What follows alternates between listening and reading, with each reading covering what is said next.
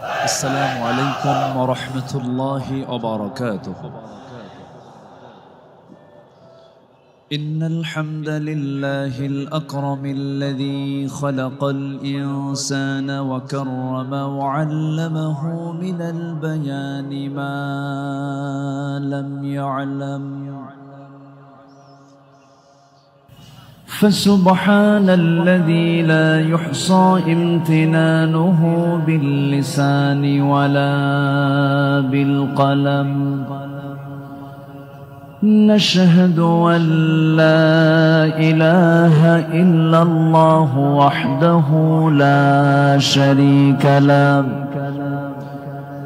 ونشهد أن سيدنا وحبيبنا ومولانا محمدًا عبده ورسوله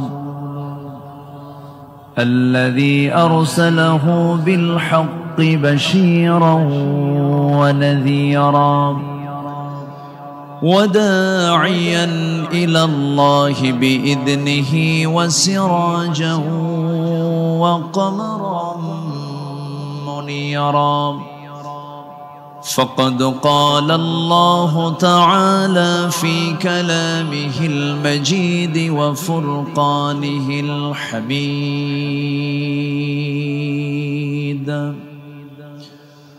أعوذ بالله من الشيطان الرجيم.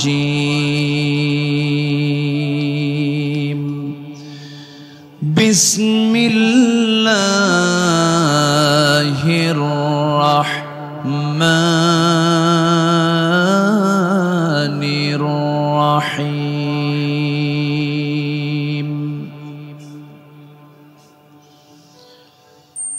والسابقون الأولون من المهاجرين والأنصار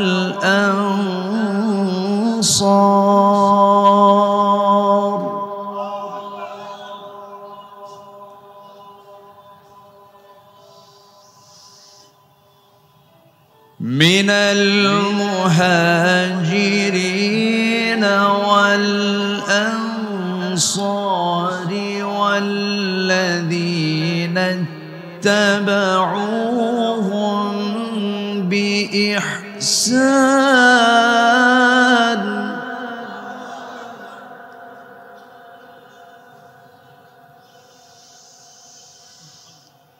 رضي الله عنهم ورضوا عنه وأعد لهم جنات تجري من تحتها الأنهار خالدين فيها أبدا.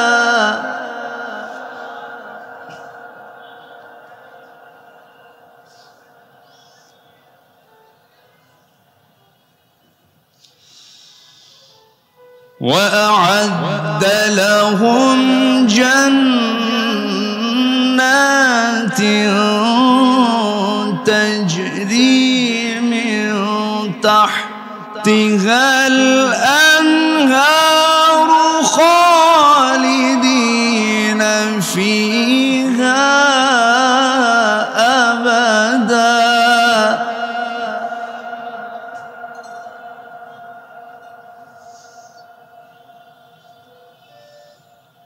ذلك الفوز العظيم.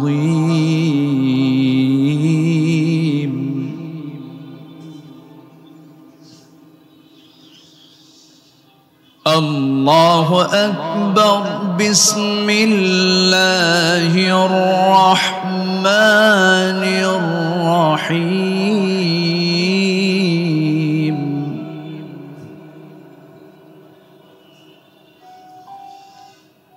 إن الله وملائكته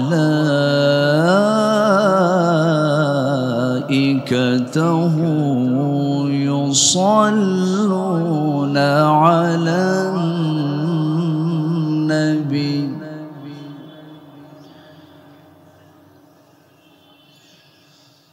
يا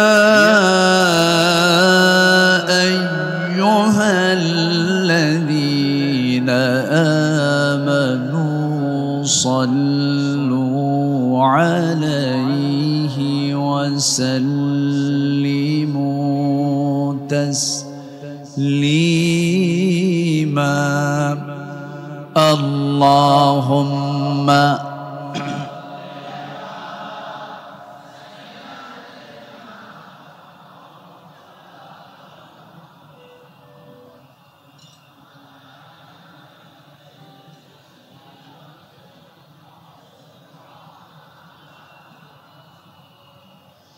একটু মোহাব্বত দিয়ে নবীর প্রেমে মাতোয়ারা হয়ে জবান খুলে আওয়াজ দিয়ে সবাই বলুন আল্লাহুম্মা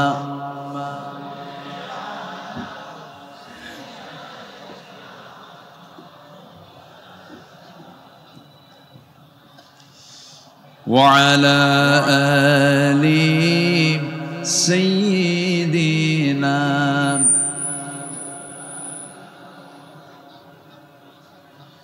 সবাই বলুন বালাগাল উলা বিকামালিহি কাশাফাত তুজা বিজামালিহি হাসনাত জামিউ খিসালিহি সাল্লু সিরাজুল মিল্লাতা তুমহি ফখরে দো আলম দিলবারে মৌলা হো শরীফুল আম্বিয়া নসখাব কুল আদিয়ান দেখর হো বলগল উলা بكماله كشف التجى بجماله حسنت جميع خصاله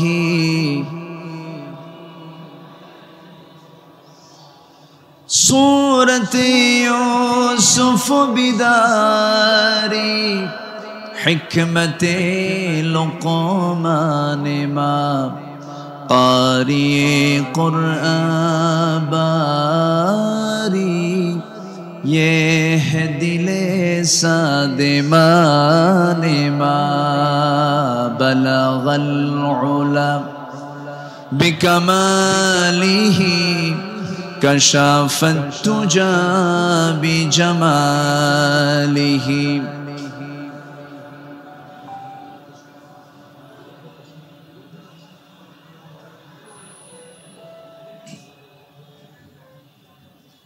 চট্টগ্রামের ইসলামী সমাজ কল্যাণ পরিষদ চট্টগ্রাম মাহফিল ইন্তেজামিয়া কমিটি কর্তৃক আয়োজিত 5 দিনব্যাপী ঐতিহাসিক তাফসীরুল কুরআন মাহফিল 2025 ঐতিহাসিক প্যারেড ময়দানে অনুষ্ঠিত। আজকের এই মহৎ আয়োজনের মহতী মাহফিলের সম্মানিত সুযোগ্য সভাপতি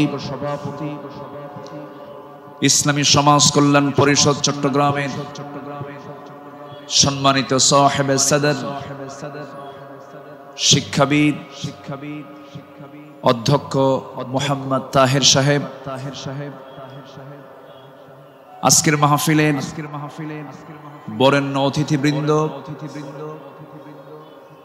বিশেষ করে আমার ডান পাশে উপবিষ্ট আছেন দক্ষিণ এশিয়ার বৃহত্তম ইসলামী সংগঠন বাংলাদেশ জামাত ইসলামী চট্টগ্রাম মহানগরীর সম্মানিত আমির মজলুম জননেতা, শিক্ষাবিদ, গবেষক জনাব শাহজাহান চৌধুরী হাফিজাহুল্লাহ, আজকের মাহফিলে উপস্থিত হযরত উলামায়ে কেরাম, ফদলায়ে ইজম, সুশীল সমাজ, জাতির শ্রেষ্ঠ সন্তান শিক্ষক মণ্ডলী, জাতির বিবেক সাংবাদিক বৃন্দ, প্রশাসনের দায়িত্ব নিয়োজিত কর্মকর্তা বৃন্দ, আজকের মাহফিলের প্রধান আকর্ষণ দূরে ও কাছের বিভিন্ন স্থান থেকে, পার্শ্ববর্তী জেলা থেকে আগত তাওহীদের পতাকাবাহী, কালেমার ঝান্ডাবাহী, দ্বীন ইসলামের নরসারদুল বীর মুজাহিদ, প্রাণ প্রিয় সম্মানিত দ্বীনী ভাইরা, আড়ালে বসে আছেন শ্রদ্ধেয়া সম্মানিতা মা বোনেরা, আলোচনার সূচনায় আনুষ্ঠানিকতার মধ্য দিয়ে আমার পক্ষ থেকে আবারও দিল খোলা সালাম, আসসালামু আলাইকুম ওয়া রাহমাতুল্লাহি তাআলা ওয়া বারাকাতুহু।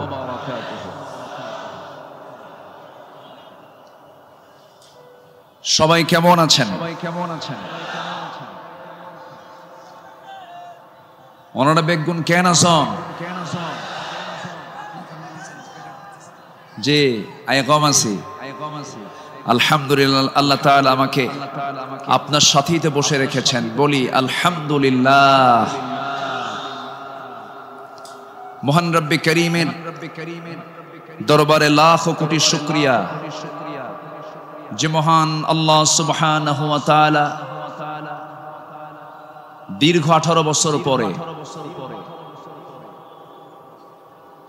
দেড় যুগ পরে এই মাঠে কোরআন শোনার এমন একটি অনুকূল পরিবেশ যে মহান রব্বে করিম করে দিলেন, সেই মহান জাল্লা শানুহুর দরবারে আমরা সবাই লাখো কোটি শুকরিয়া আদায় করছি। মুহাব্বাতান জোরালো কণ্ঠে বলে উঠছি আলহামদুলিল্লাহ। চিৎকার মেরে বলছি আল্লাহুম্মা ইন্নী আসআলুকা আল হুদা ওয়াত তুকা ওয়াল আফাফা ওয়াল গিনা। সবাই বলি আল্লাহুম্মা আইন্নি আলা যিকরিকা ওয়া শুকরিকা ওয়া হুসনি ইবাদাতিকা। আমরা আল্লাহ তাআলার শুকর আদায় করে নিলাম।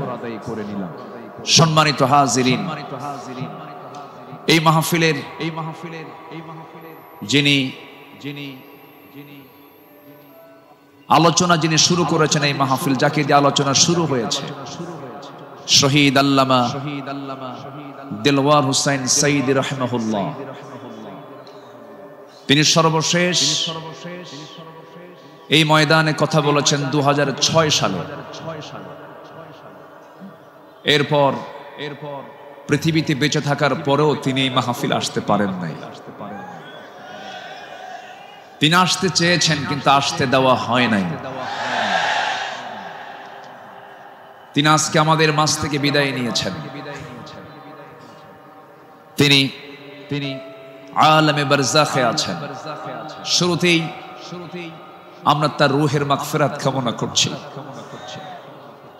আল্লাহ তুমি তার কবরটাকে জান্নাতের টুকরা বানায়া দাও। সম্মানিত ভাইয়েরা, আজকে যদি তিনি বেঁচে থাকতেন, এই চেয়ারে বসার যোগ্যতা তো আমাদের নাই। আমি তো জানি আমার ইলম কালাম কদ্দুর। আমি আব্দুল্লাহ আমিন, লা ইলমা লানা ইল্লা মা আল্লামতানা। আজকে এই চেয়ারে তাকি মানায়। তিনি দুনিয়া থেকে বিদায় নিয়েছেন।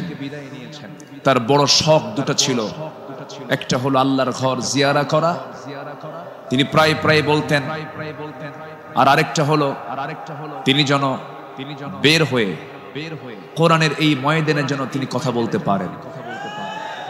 কিন্তু বাতিল শক্তিরা তাকে সেই তার চাওয়াটা পূরণ করতে দেয়নি। 2023 সালের 13ই আগস্ট চিকিৎসার নাম করে সুস্থ একজন মানুষকে জেলখানা থেকে বের করে হসপিটালে জোর করে ভর্তি করিয়ে ইনজেকশন পুশের মধ্য দিয়ে পয়জনিং করে বিষ প্রয়োগ করে দিল্লির প্রেসক্রিপশনে তাকে হত্যা করা হয়েছে। তাফসীর মাহফিলের এই প্ল্যাটফর্ম থেকে সুস্পষ্ট ভাষায় জানান দিতে চাই, আল্লামা সাঈদীর মতো এই কিংবদন্তির হত্যার সঙ্গে যারাই জড়িত চূড়ান্ত শাস্তি নিশ্চিত করা হোক। এই মতের পক্ষে রাজি আছেন কারা কারা? হাত উঁচু করে দেখান মুসলমান।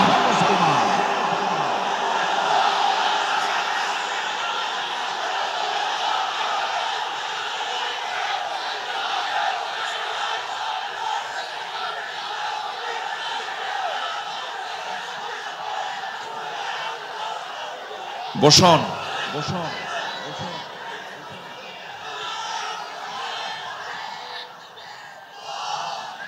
বসুন। সম্মানিত ভাইয়েরা, আজকের এই তাফসীর মাহফিলে তার নাম, জি বসুন, বসুন, বসুন, বসুন।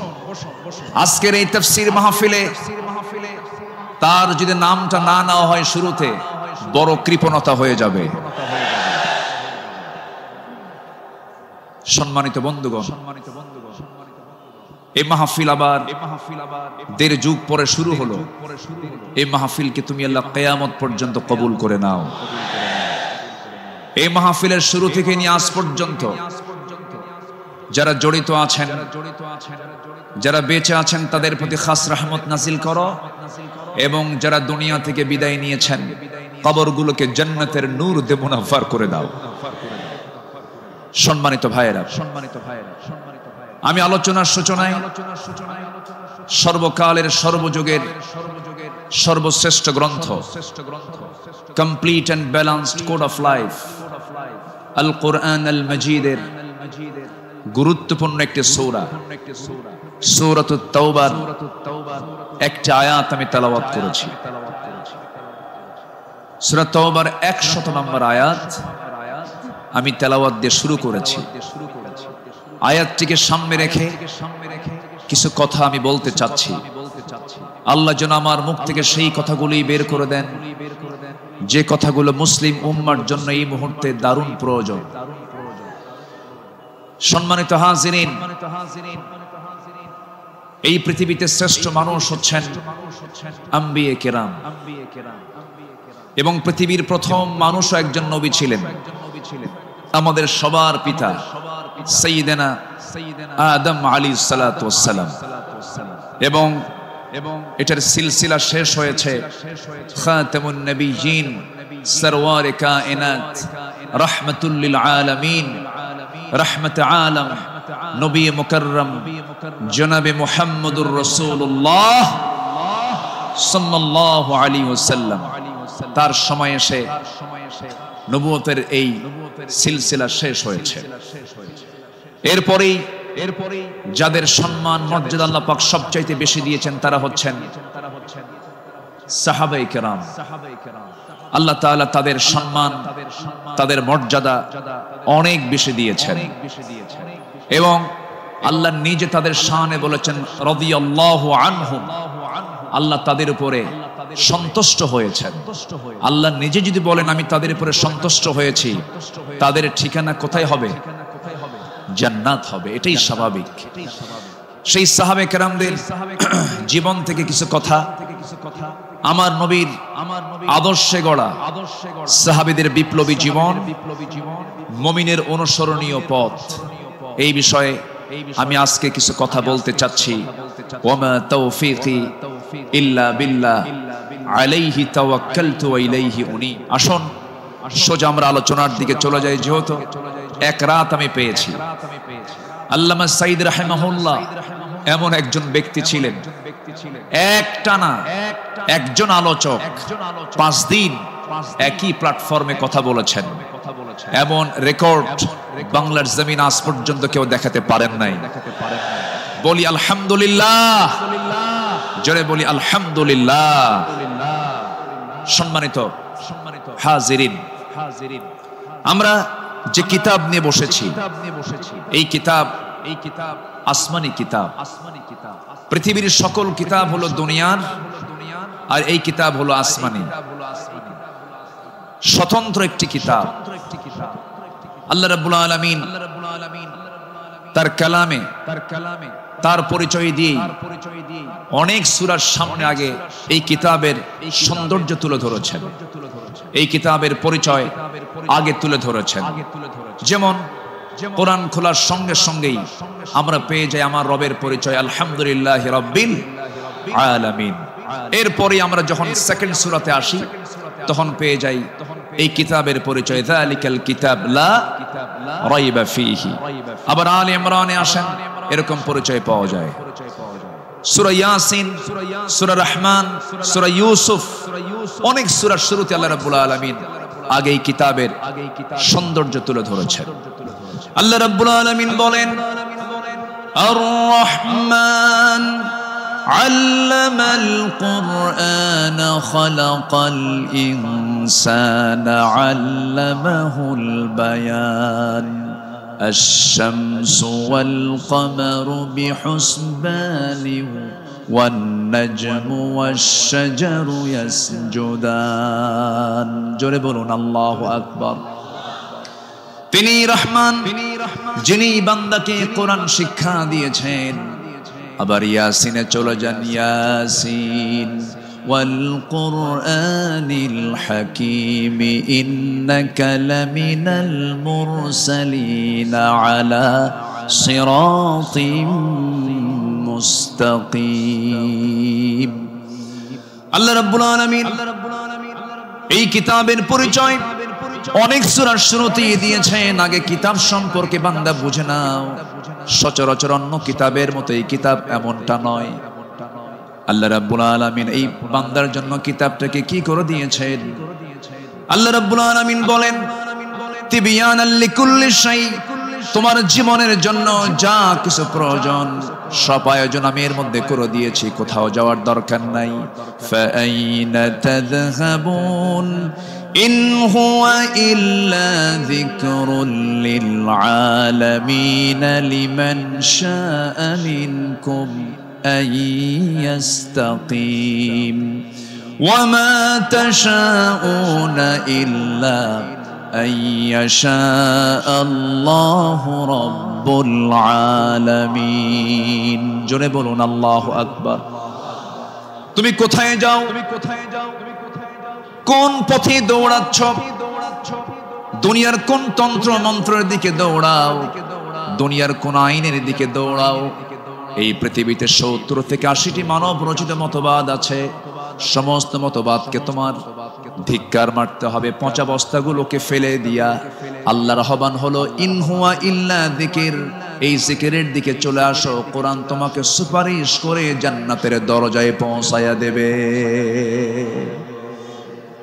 কোরআনের দল ছাড়াও এই দেশে আরো দল আছে না নাই? আসতে বলবেন না, আছে না নাই? ইসলামী দল ছাড়া আরো দল এই দেশে আছে না নাই? কিন্তু আল্লাহর কাছে মনোনীত দল একটাই, ইন্নাদ-দীনা ইনদাল্লাহিল ইসলাম।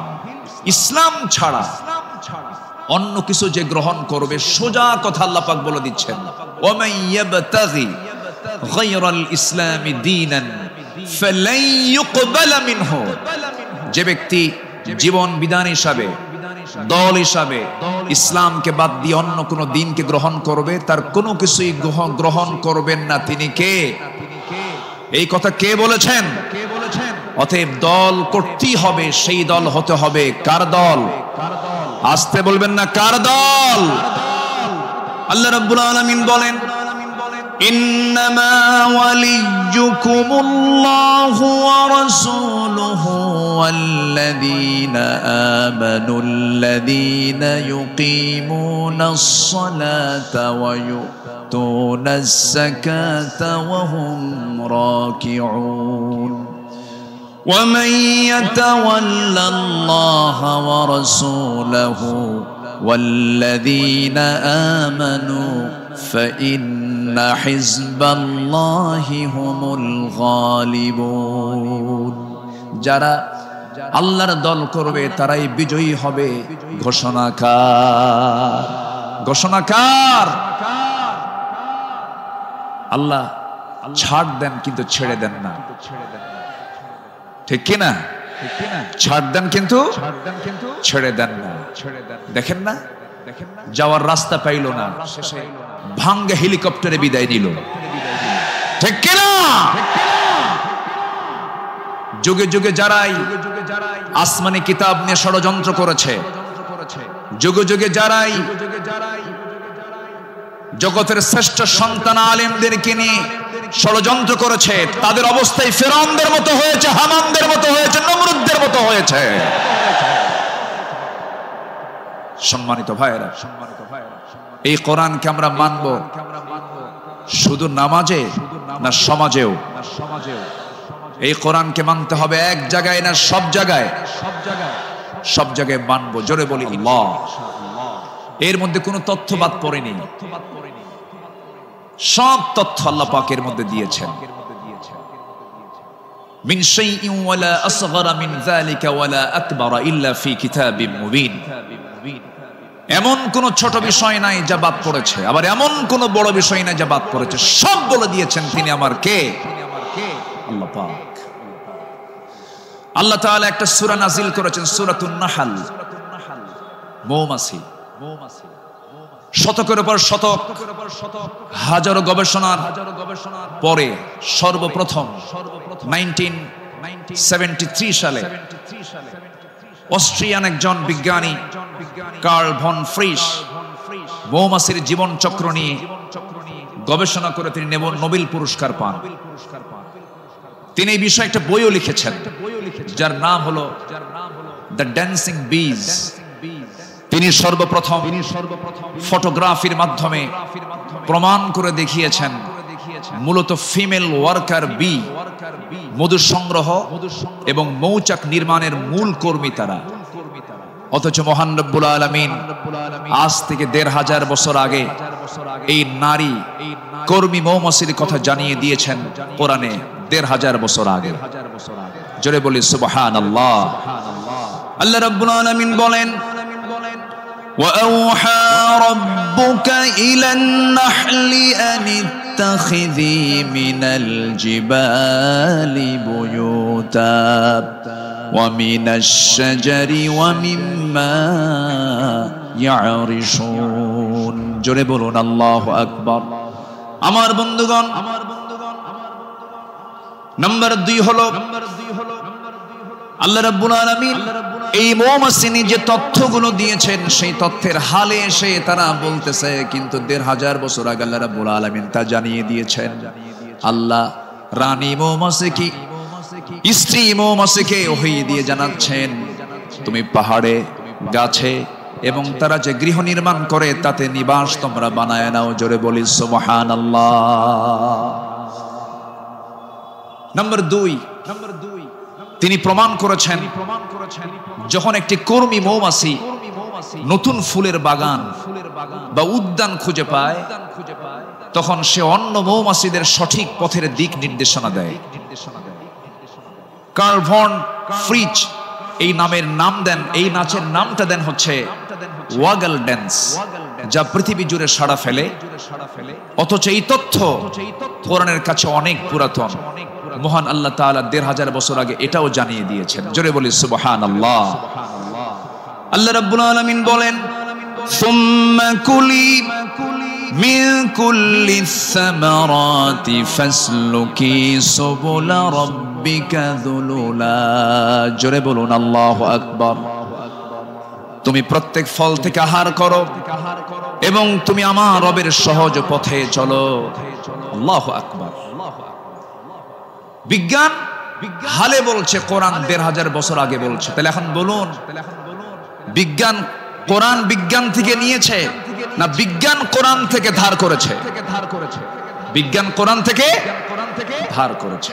এখানে শেষ নয়। নাম্বার 3, বর্তমান সময়ে বিজ্ঞানীরা নিখুঁত গবেষণার মাধ্যমে প্রমাণ করেছেন আসলে মধু বের হয় মৌমাছির পেট থেকে। মৌমাছির পেট থেকে। এই আশ্চর্য তথ্যটিও মহান রব্বুল আলামিন ১৫০০ বছর আগেই জানিয়ে দিয়েছেন। সুবহানাল্লাহ।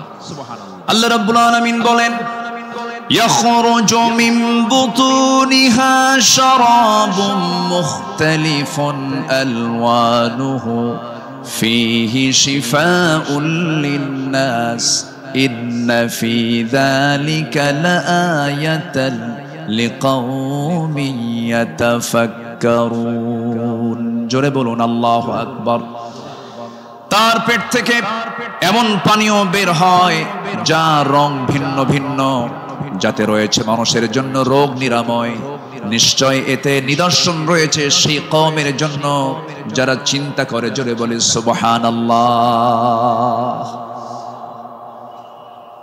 আল্লাহ তাআলার কি একটা ফার্মাসিউটিক্যাল কোম্পানি,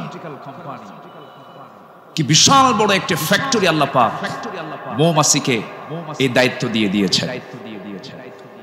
1 পাউন্ড মধু বানাতে 550 মৌমাছিকে প্রায় 20 লাখ ফুলে ভ্রমণ করতে হয়। সুবহানাল্লাহ বলবেন না? সেখানে একটা কর্মী মৌমাছিকে 80,000 কিলোমিটার পথ অতিক্রম করতে হয়। অন্য একটি গবেষণায় এসেছে 14.5 লাখ কিলোমিটার পথ অতিক্রম করতে হয়, যা দিয়ে পুরো পৃথিবীটাকে 3 বার প্রদক্ষিণ করা সম্ভব। শুধু 1 পাউন্ড মধু তৈরিতে মৌমাছির এত কষ্ট করতে হয়। আল্লাহু আকবার বলে। মহান আল্লাহ তাআলা এই মৌমাছির মধ্যে সঠিক পরিমিত তাপমাত্রা বোঝার মতো আশ্চর্য একটা ক্ষমতা দিয়েছেন। মৌচাকের সঠিক তাপমাত্রা 35 ডিগ্রি সেলসিয়াস থাকা প্রয়োজন। যদি কখনো তাপমাত্রা এর কম 30 ডিগ্রিতে নেমে আসে, তখন এগুলো সবাই একত্রিত হয়ে তাদের ডানাগুলো ঝাঁপিয়ে তাপমাত্রা বৃদ্ধি করে। জোরে বলে সুবহানাল্লাহ।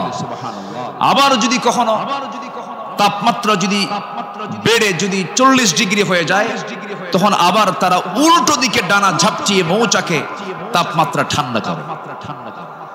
তখন আবারও 35 ডিগ্রি তাপমাত্রায় নিচে স্বাভাবিক হয়ে যায়, নিচে নেমে আসে। এগুলো কার কুদরত? আসতে বলবেন না, কার কুদরত? আল্লাহর কুদরত। সম্মানিত ভাইয়েরা, আল্লাহ রাব্বুল আলামিন এই কিতাবের ভিতরে হাদিদ নামে, লোহা নামে একটা সূরা নাজিল করেছেন। সূরার নাম কি? হাদিদ, লোহা। লোহা ছাড়া কিছুই হয় না। এই লোহা নিয়ে গবেষণা করে বলছে, আধুনিক বিজ্ঞান বলতেছে লোহার সৃষ্টি পৃথিবীতে নয়, বরং লোহা এসেছে বহির জগৎ থেকে, আকাশ থেকে। কারণ পৃথিবীর পরিবেশে লোহা উৎপাদনের জন্য অনুপযোগী। কেননা সূর্যের যে তাপমাত্রা লোহা উৎপাদনের জন্য যথেষ্ট নয়। সূর্যের কেন্দ্রের তাপমাত্রা হলো 15 মিলিয়ন ডিগ্রি সেলসিয়াস, আর সূর্যের পৃষ্ঠে অর্থাৎ ফটোস্ফিয়ারের তাপমাত্রা হচ্ছে 5.5 থেকে 6,000 ডিগ্রি সেলসিয়াস। অথচ লোহা উৎপাদনের জন্য আনুমানিক 5 বিলিয়ন ডিগ্রি সেলসিয়াস প্রয়োজন। বিজ্ঞানীদের ধারণা কোন সুপারনোভা বিস্ফোরণ থেকেই এই লোহার আগমন ঘটে থাকতে পারে। অথচ মহান রব্বুল আলামিন ১৫০০ বছর আগেই সূরা হাদিদে জানিয়ে দিয়েছেন আল্লাহ পাক লোহা নাজিল করেছেন। সুবহানাল্লাহ বলবেন না? আল্লাহ রাব্বুল আলামিন বলেন, وَأَنزَلْنَا الْحَدِيدَ فِيهِ بَأْسٌ شَدِيدٌ وَمَنَافِعُ لِلنَّاسِ। সূরাতুল হাদিদ আয়াত নাম্বার 25। মহান রব্বুল আলামিন বলেন, আমি লোহা নাজিল করেছি যাতে রয়েছে প্রচন্ড শক্তি, মানুষের জন্য বহুবিধ উপকার। জোরে বলি সুবহানাল্লাহ। তাহলে বিজ্ঞান এগুলো প্রমাণ করেছে না কোরআন থেকে ধার করেছে? কোরআন থেকে ধার করেছে। বিজ্ঞান দিয়ে কোরআন যাচাই হবে না, কোরআন দিয়ে বিজ্ঞান যাচাই হবে। কোন আইন দিয়ে কোরআনকে ব্যর্থ করার চেষ্টা করলে সে ব্যর্থ হবে। কোরআন দিয়ে পৃথিবীর সকল আইনকে ব্যর্থ করতে হবে। যারা বলেন কোরআন আর রাজনীতি ভিন্ন বিষয়, তাদের নতুন করে ঈমান আনতে হবে। কোরআন হচ্ছে আইন এবং প্রশাসনের চলন্ত বিশ্বকোষ।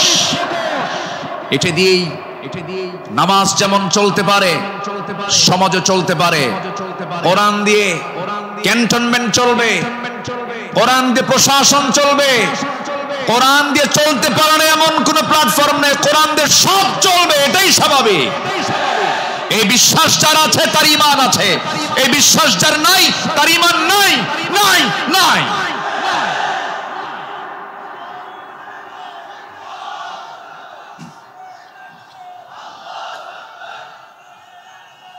সম্মানিত ভাইয়েরা, সম্মানিত বন্ধুগণ, তাহলে সব সমস্যার সমাধান কি কোরআন করতে পারে? আসতে বলবেন না, পারে। এখন বাংলাদেশের সবচাইতে বড় সমস্যা কি জানেন? গদি সমস্যা। কি সমস্যা বলেন? গদি সমস্যার সমাধান তো মনে হয় কোরআনে নাই। একটা আয়াত আছে, আয়াতুল কুরসি। আয়াতুল কুরসি। কুরসিয়ন মানে কি? গদি। কুরসিয়ন মানে কি? গদিটা মূলত কার? আসতে বলবেন না, গদিটা মূলত কার? আল্লাহ। ক্ষমতা কারোই না, ক্ষমতা একমাত্র কার? আল্লাহ। কোরআন সম্পর্কে সংক্ষিপ্ত একটা ধারণা, আল্লাহর সিস্টেম মতোই আল্লাহ এই পদ্ধতিতেই তিনি আলোচনা করেছেন। কোরআনে তার কথাগুলো এইভাবে আসছে। আসুন আমরা এখন মূল ওই আয়াতটার দিকে আমরা চলে যাচ্ছি। সম্মানিত বন্ধুগণ, আমার নবীর আদর্শে গড়া সাহাবীদের বিপ্লবী জীবন, মুমিনের অনুসরণীয় পথ। আমাদের পথ তো সেই পথ যে পথে আমার রাসূল চলেছেন, যে পথে সাহাবীরা চলেছেন। এই পথ ছাড়া আমাদের দ্বিতীয় কোনো পথ আছে? আসতে বলবেন না, আছে। সেই সাহাবীদের সম্মানটা কত! আল্লাহ রাব্বুল আলামিন বলেন, والسابقون الأولون من المهاجرين والأنصار والذين اتبعوهم بإحسان رضي الله عنهم ورضوا عنه وأعد لهم جنات تجري تحتها الأنهار خالدين فيها أبدا ذلك الفوز العظيم জোরে বলুন আল্লাহু আকবার। মুহাজির এবং আনসারদের মধ্যে যারা ঈমানে প্রথমে যারা অগ্রগামী হয়েছে এবং যারা নিষ্ঠার সাথে তাদের অনুসরণ করেছে, আল্লাহ তাদের সকলের প্রতি সন্তুষ্ট হয়েছেন, তারাও তার প্রতি সন্তুষ্ট হয়েছেন। আল্লাহ তাদের জন্য এমন জান্নাত রেখে দিয়েছেন যার নিচ দিয়ে নহর প্রবাহিত। আল্লাহ তাআলা সেই জায়গায় তাদেরকে চিরকাল রাখবেন, আর এটার চাইতে মহা সাফল্যের অন্য কিছু হতে পারে না। জোরে বলি সুবহানাল্লাহ। আমার ভাইয়েরা, যাদের প্রতি আল্লাহ রাজি হন তারাই তো আমাদের অনুসরণীয় হওয়ার কথা। যারা আল্লাহর রহমত প্রাপ্ত বান্দা, যাদের দুনিয়াতে জান্নাতের সংবাদ দিয়েছেন, এমন 10 জন সাহাবী ছিলেন যাদেরকে আল্লাহ রাব্বুল আলামিন দুনিয়াতে জান্নাতের সংবাদ তাদের কানে শুনিয়ে দিয়েছেন। জোরে বলি সুবহানাল্লাহ। একজন সাহাবীকে যদি কেউ ফলো করতে পারে তার জন্য জান্নাত ইজি হয়ে যাবে। আস-সাহবাতু কান-নুজুম, সাহাবীরা হচ্ছে আকাশের নক্ষত্রের সমান। আল্লাহু আকবার বলেন। সম্মানিত ভাইয়েরা, মুমিনদের অনুসরণীয় যে পথ, আমি 10টা পয়েন্ট আমি কথা বলতে চাই। নাম্বার 1, আল্লাহ এবং রাসূলের প্রতি বিনম্র চিত্তে অটুট আনুগত্য। আল্লাহ এবং রাসূলের প্রতি বিনম্র চিত্তে অটুট আনুগত্য, এটা ছিল সাহাবীদের জীবনের সবচেয়ে বড় আমল। বলি আলহামদুলিল্লাহ। সম্মানিত ভাইয়েরা, আল্লাহ রাব্বুল আলামিন সুন্দর করে এই ব্যাপারে বলছেন। আল্লাহ রাব্বুল আলামিন বলেন, ইয়া আইয়ুহাল্লাযীনা আমানু আতিউল্লাহা ওয়া রাসূলাহু ওয়া লা তাওয়াল্লাউ আনহু ওয়া আনতুম তাসমাউন। জোরে বলুন আল্লাহু আকবার। সূরাতুল আনফাল আয়াত নাম্বার 20। মহান রব্বুল আলামিন বলেন, হে বিশ্বাসীরা, তোমরা আল্লাহ এবং তার রাসূলের তোমরা আনুগত্য করো। তার নির্দেশ শ্রবণ করার পরেও তার আনুগত্য থেকে তোমরা কখনো মুখ ফিরিয়ে নেবে না। আল্লাহ রাব্বুল আলামিন সুন্দর করে হুকুম আকারে দিয়েছেন। আমার বন্ধুগণ, আনুগত্য ছাড়া, ইত্তেবা ছাড়া বান্দা কখনো জান্নাত পেতে পারে না। মহান রব্বুল আলামিন আরেক জায়গায় সুন্দর করে কমন একটা আয়াত বলে দিয়েছেন, ইন কুনতুম তুহিব্বুনাল্লাহা ফাত্তাবিউনি ইউহিব্বুকুমুল্লাহু ওয়া ইয়াগফির লাকুম যুনুবাকুম ওয়াল্লাহু গফুরুর রহিম। জোরে বলুন আল্লাহু আকবার। কি মুহাম্মদ সে ওয়াফা तूने तू हम तेरे है ये जहां चीज है क्या लौह कलम तेरे है। মুহাম্মদ কে যদি ভালোবাসো, ভালোবাসা পাবে আমার। লৌহ কলম লুভিবে তোমরা, মাটির পৃথিবী শেকন ছাড় সব পেয়ে যাবে, কিন্তু নিজের জীবনের চাইতে রাসূলকে বেশি ভালোবাসতে হবে এবং তার ইত্তেবা করতে হবে। সাহাবীরা তা দেখিয়ে দিয়েছেন তাদের প্র্যাকটিক্যাল লাইফে। ইতিহাস সবার, ইতিহাস তো একই, সবার কম বেশি জানা আছে। একজন সাহাবী ছিলেন যিনি রাসূলকে কি পরিমাণ ভালোবেসেছেন। আমার নবীজি বদর যুদ্ধের ডাক দিয়েছেন। বদর যুদ্ধের দিন আমার নবীজি রোজা ভাঙ্গার নির্দেশ দিয়ে বললেন, সাহাবীরা কে আছো, আমার ডাকে সাড়া দিয়ে বদর প্রান্তরে পৌঁছবে। তোমরা কি জানো আজকের এই দিন হচ্ছে সেই দিন যেদিন সন্তান পিতার বিরুদ্ধে যুদ্ধে নামবে। আজকের দিন তো সেই দিন যেদিন পিতা তার সন্তানের বিরুদ্ধে যুদ্ধে নামবে। আজকে গোত্র গোত্রের যুদ্ধ, আত্মীয় আত্মীয়র যুদ্ধ, জামাই শ্বশুরের সামনে মুখোমুখি হয়ে যাবে। তোমরা কি পারবে আজকের এই যুদ্ধের ময়দানে আমার আনুগত্যের মধ্য দিয়ে বাতিলদের মোকাবেলা করতে? সাহাবীরা সামনে দাঁড়িয়ে বললেন, ইয়া রাসূলুল্লাহ, আমরা রোজাও রাখবো, বাতিলদের বিরুদ্ধে মোকাবেলার সামনে দাঁড়িয়ে যাব। আমার রাসূল বললেন, আজকের দিনে রোজা রাখার প্রয়োজন নেই। ফাইদ্দাতুম মিন আইয়ামিন উখর, চলো আমরা জিহাদের প্রস্তুতি নিয়ে ফেলি। আমার নবীজি যুদ্ধের ময়দানে হাজির হয়ে গেলেন। আমার নবীজি যুদ্ধের ময়দানে যখন দাঁড়ালেন, 313 জন সাহাবী নিয়ে বদর নামক প্রান্তরে, রমজান মাস, আমার নবীজির সামনে যখন দাঁড়ালেন, যুদ্ধ শুরু হয়ে গেছে। ওই যুদ্ধের ময়দানে 313 জন সাহাবীর ভিতরে 2 জন সাহাবী ছিলেন, তাদের বয়স একদম কম ছিল, মুআজ এবং মুআজ। এই 2 জন ছোট্ট সাহাবী, 11 এবং 13 বছর বয়স। এই 2 জন সাহাবী নবীর কাছ থেকে পারমিশন নিয়ে নিলেন, যুদ্ধের ময়দানে গিয়া প্রথম কাতারে দাঁড়ায় গেছে। এক সাহাবীকে ডাক দিয়ে বলছে, ও আমার চাচা আবু জেহেল কোথায়? আবু জেহেল দিয়ে কি করবা? সঙ্গীর সঙ্গী ছোট্ট 2 জন দারাজ গলায় দারাজ কণ্ঠে বলে ফেলতেছে, আমরা শুনেছি আবু জেহেল নাকি রাসূলকে খুব কষ্ট দিত, খুব জুলুম করত। আজকে আমরা কারো বিরুদ্ধে যুদ্ধ করতে আসি নাই, আবু জেহেলকে আজকে দুনিয়া থেকে বিদায় করার জন্য আজকে আমরা যুদ্ধে হাজির হয়েছি। ছোট্ট বাচ্চা মানুষ, ছোট কিন্তু ইমান খুব বড়, মজবুত ইমান। এই ছোট্ট বাচ্চার কথা শুনে ওই সাহাবী আশ্চর্য হয়ে গেলেন। সাহাবী আশ্চর্য হয়ে বলতেছে, তোমরা কি তাকে সত্যি হত্যা করবে নাকি? হত্যা করব। ওই যে দেখা যায় ঘোড়ার পিঠে বসে আছে, 2 দিকে পা ছেড়ে দেওয়া। শুধু বলতে দেরি হয়েছে, যেতে দেরি হয় নাই। সিংহের মতো গর্জন দিয়া বাস পাখির মতো উড়ন্ত হয়ে দৌড় মারা শুরু করে দিয়েছে। আবু জেহেলের 2 পাশে 2 জন দাঁড়ায় গেছে। লোকজন টের পায় না এটা কোন গ্রুপের মানুষ।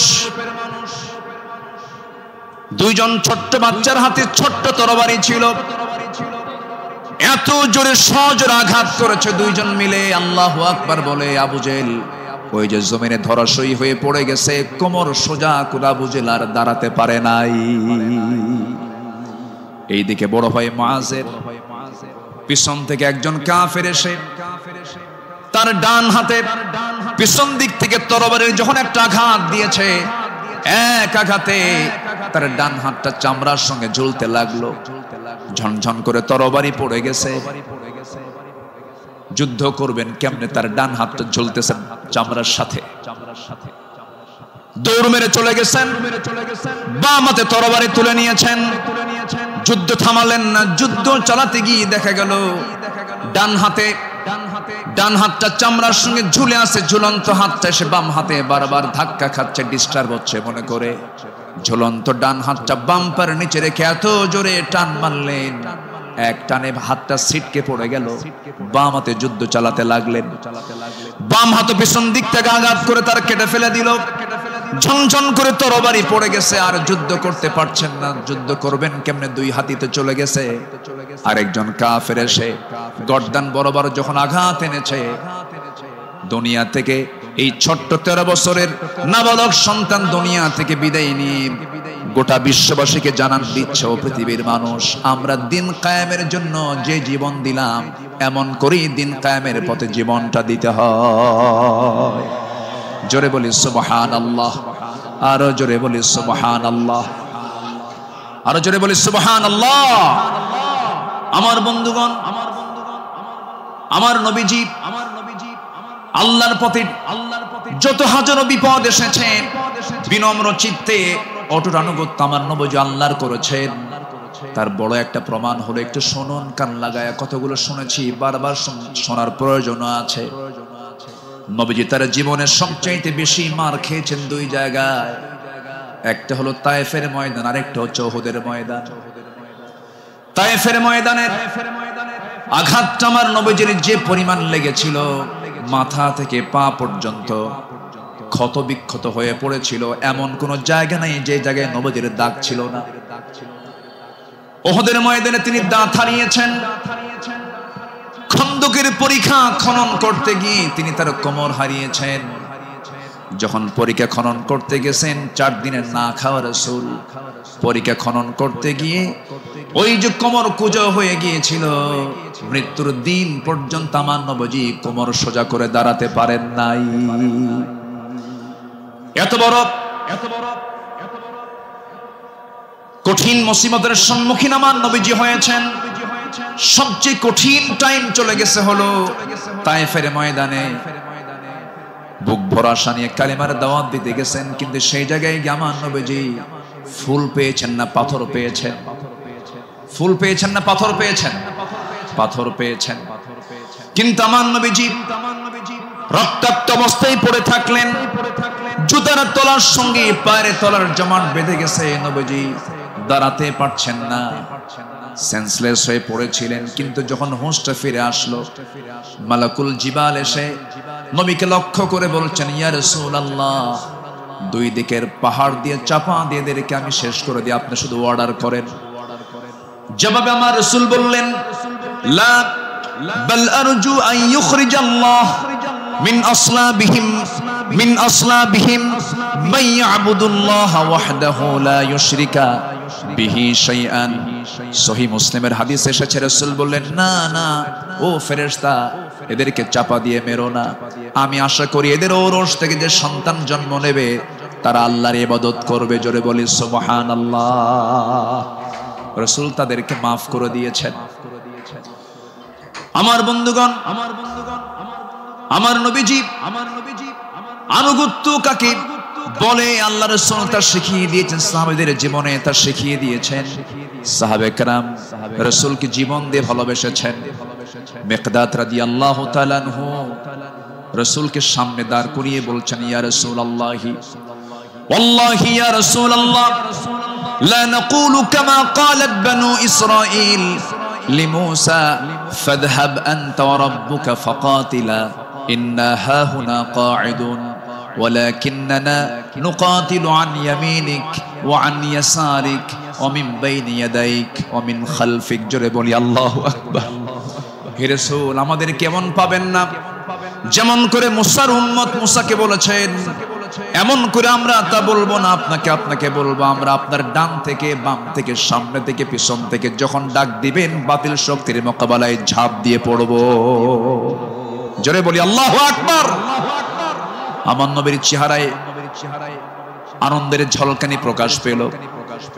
সাহাবীরা আমার নবীর চতুর্পার্শ্বে সবসময় ছায়া দিয়ে রেখেছেন। জীবনের চাইতে তারা রাসূলকে বেশি ভালোবেসেছেন। আনুগত্য কাকে বলে? এই পৃথিবীতে প্রধান কাতারে যারা ছিলেন তারা হচ্ছেন সাহাবায়ে কেরাম। সাদ ইবনে মুআজ রাদিয়াল্লাহু তাআলা আনহু বদর যুদ্ধের দিন মৃত্যুর ভয় না করে নবীর আনুগত্যে দাঁড়িয়ে দীপ্ত কণ্ঠে বলেছিলেন, ফাওয়াল্লাযী বাআসাকা বিল হক লাউ ইসতা'রাদতু বিনা হাযাল বাহরা ফাখুদতাহু লাখুদনাহু মা'আক। সেই সত্যের কসম যিনি আপনাকে সত্য সহ প্রেরণ করেছেন, যদি আপনি আমাদেরকে আজকে সমুদ্রের দিকে অগ্রসর হতে বলেন তাতেও প্রবেশ করেন, আমরা সাথে সাথে আপনার অনুসরণ করে আমরা সমুদ্র বক্ষে ঝাঁপ দেব, কোনো পরোয়া করব না। জোরে বলি আল্লাহু আকবার। আমার বন্ধুগণ, নাম্বার 2 আমরা চলে আসি দান এবং দানশীলতায়, রাসূলের আদর্শ এবং সাহাবীদের অনুসরণ। আমার নবীজির দান, তার যে দানশীলতার ব্যাপারে হাদিস এসেছে, তিনি প্রবাহিত বাতাসের মতো দান করতেন। كان رسول الله صلى الله عليه وسلم أجود الناس فلرسول الله صلى الله عليه وسلم أجود بالخير من الريح المرسلة। আমার নবী প্রবাহিত বাতাসের মতো তিনি দান করতেন। যখন শুরু করতেন দান থামতো না, অবারিত দান করতেন। জোরে বলি সুবহানাল্লাহ। সাইয়েদনা ওমর ফারুক রাদিয়াল্লাহু তাআলা আনহু তিনি বলেন, তাবুকের প্রান্তরে বুক ভরা আশা নিয়া নবীর সামনে দাঁড়ালাম এবং মনে মনে ভাবলাম সারা জীবন আমার বন্ধু আবু বকরের সঙ্গে কোনো ইবাদতের কম্পিটিশনে পারি নাই, আজকে আমি আবু বকরকে হারায়া ফেলবো। তিনি করলেন কি, সমস্ত সম্পত্তির অর্ধেক তিনি তাবুক অভিযানে তিনি দান করলেন। আব্দুর রহমান ইবনে আওফ রাদিয়াল্লাহু তাআলা আনহু 3 বস্তা সোনা দান করেছেন। সবার দান যখন শেষ হয়ে গেছে, আমার নবী অপেক্ষার প্রহর গুনছেন তার সারা জীবনের বন্ধু, 3 দিনের ছোট বড় হিজরতের রাতের সাথী সাইয়েদনা আবু বকর সিদ্দিক রাদিয়াল্লাহু আনহু তিনি কখন তাবুকের জন্য তিনি কি নিয়ে আসবেন, তার দানের পরিমাণ কি, তিনি অপেক্ষার প্রহর গুনছেন। নবীর সামনে যখন এসে দাঁড়ালেন, রাসূল লক্ষ্য করে বলছেন, ইয়া আবা বকর মা আবকাইতা লিহালিক, হে আমার আবু বকর, তোমার পরিবার পরিজনের জন্য তুমি কি রেখে এসেছো? তিনি জবাব দিতে নিয়ে বলছেন, ক্বালা বাকাইতু লাহুমুল্লাহ ওয়া রাসূলাহ, আমি আমার পরিবারের জন্য রেখে এসেছি শুধু আল্লাহ এবং আল্লাহর রাসূলকে, বাকি সব তাবুকের প্রান্তরের জন্য আমি দান করেছি। জোরে বলি সুবহানাল্লাহ। আমার নবীজি তার শানে বলেছেন, ওমা নাফানি মালু হাদিন কদ মা নাফানি মালু আবি বকর, আমার আবু বকরের অর্থ দিয়ে আমার যেমন উপকার হয়েছে এমন উপকার আমার অন্য কারো দিয়ে হয় নাই। প্রতিটি মানুষের ইহসান পরিশোধ করতে পেরেছি আমি, রাসূল যে পরিশোধ করতে পেরেছি, কিন্তু আমার আবু বকরের ইহসান সমূহ এমন যে তার প্রতিদান কেবল আল্লাহ ছাড়া কেউ প্রতিদান দিতে পারবে না। জোরে বলি সুবহানাল্লাহ। আমার ভাইয়েরা, আল্লাহ রাব্বুল আলামিন সন্তুষ্টির জন্য বান্দাকে জানিয়ে দিচ্ছেন, বান্দা তোর দানটা হবে শুধুমাত্র আমার জন্য, দানের পুরস্কার হলো জান্নাত। সাহাবে কেরাম তা শিখিয়ে দিয়েছেন। আল্লাহ রাব্বুল আলামিন বলেন, মাসালুল লাযীনা ইউনফিকুনা আমওয়ালাহুম ফি সাবিলিল্লাহি কামাসালি হাববাতিন أنبتت 7 سنابل في كل سنبلة 100 حبة والله يضاعف لمن يشاء والله واسع عليم। জোরে বলুন আল্লাহু আকবার। যারা আল্লাহর পথে তাদের সম্পদ ব্যয় করে, তাদের উপমা হলো একটা বীজের মতো, যা উৎপন্ন করলো 7টা শীষ, প্রতিটি শীষে রয়েছে 100 দানা। তারা আর আল্লাহ যাকে চান তার জন্য এমন করেই বাড়িয়ে দেন। আল্লাহ হচ্ছেন সবচাইতে প্রাচুর্যময় এবং সর্ব বিষয়ে জ্ঞানী। জোরে বলি সুবহানাল্লাহ। নাম্বার 3 হলো আদল এবং ইহসানের মূর্ত প্রতীক ছিলেন রাসূল এবং সাহাবে কেরাম। আদল কাকে বলে, ইনসাফ কাকে বলে, ইহসান কাকে বলে, যদি আমরা মডেল হিসেবে গ্রহণ করব আমার নবী এবং সাহাবে কেরামকে।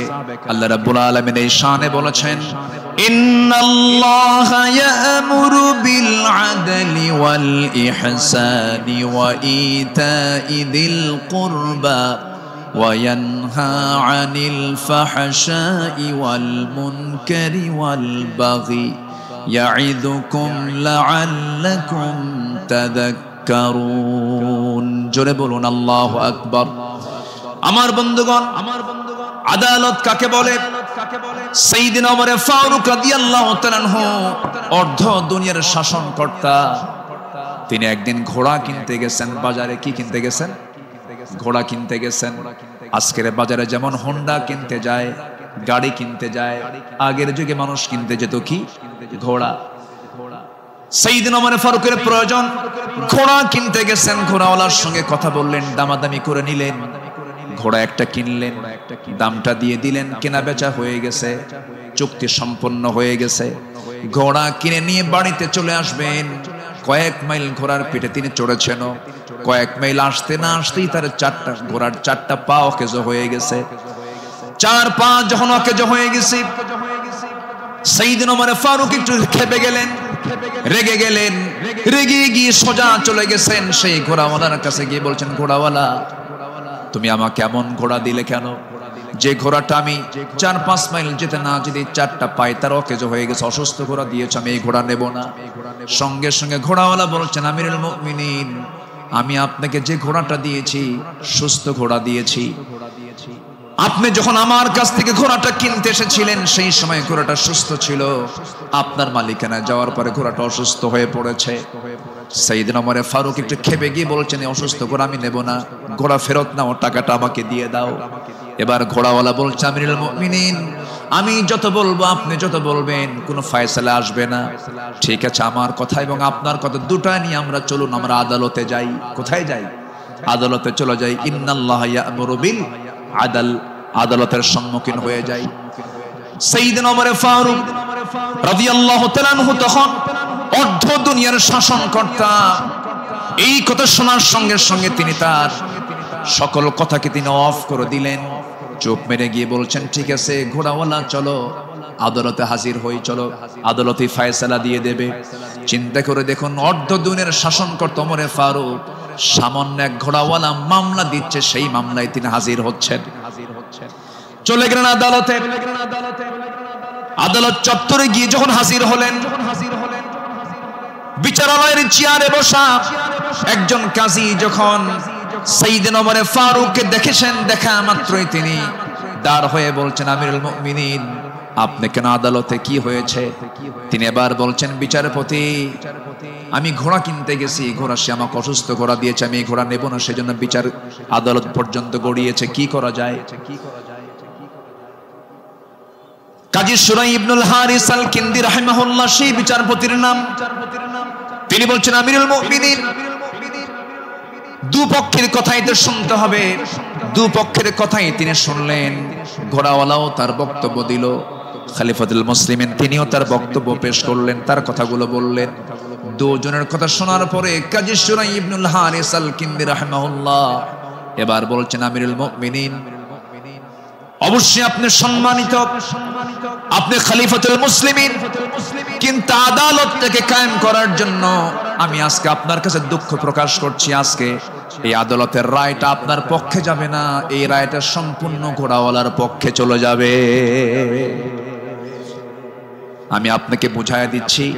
এবার তিনি বলছেন, আমিরুল মুমিনিন, আপনি আমার সামনে যে কথা বলছেন, আপনি এই জায়গা থেকে সুস্থ অবস্থায় বাড়ি পর্যন্ত ফিরবেন, তার কোনো গ্যারান্টি আছে নাকি? না, গ্যারান্টি নাই। তাই যদি হয় যে ঘোড়াটা আপনি কিনে নিয়েছেন সেই ঘোড়াটা সুস্থ অবস্থায় কিনেছেন, আপনার মালিকানায় যাওয়ার পরে ঘোড়াটা অসুস্থ হতেই পারে, অসুস্থ হয়ে গেছে, কিন্তু সেই ঘোড়াটা ফেরত দিয়া আপনি টাকা ফেরত নেবেন এমনটা তো ইসলাম এলাও করে না। সাইয়েদনা ওমর ফারুক রাদিয়াল্লাহু তাআলা আনহু একটা কথা বললেন না। আদালত চত্বর থেকে তিনি বের হয়ে গেলেন। পরের দিন তিনি মাজলিসে শুরার বৈঠকে বসলেন, সবাইকে জানান দিলেন যে আমার সমস্ত উপস্থিত সমস্ত পরামর্শ সভার সদস্যবৃন্দ, গতকালকে আমি একজন বিচারপতি পেয়েছি, এত বড় আদিল মানুষ আমি দেখি নাই, এত বড় আদিল ইমামুন আদিল, এত সুন্দর রায় সে দিয়েছে, তার এত বড় সাহস, সে ব্যক্তির দিকে তাকায় নাই, সে আইনের দিকে তাকাইছে, আদালতের দিকে তাকাইছে। আমি ওমর আমার বিরুদ্ধে সে রায় দিয়েছে, এই লোকটাকে সাধারণ বিচারপতি না বানায় তাকে কেন্দ্রীয় বিচারপতি বানায় দিলাম। আল্লাহু আকবার বলেন। সম্মানিত ভাইয়েরা, সম্মানিত বন্ধুগণ, বিগত 16 বছর যে বিচারগুলো হয়েছে, প্রহসনের বিচার হয়েছে, অনেক মার কোল তারা শূন্য করেছে,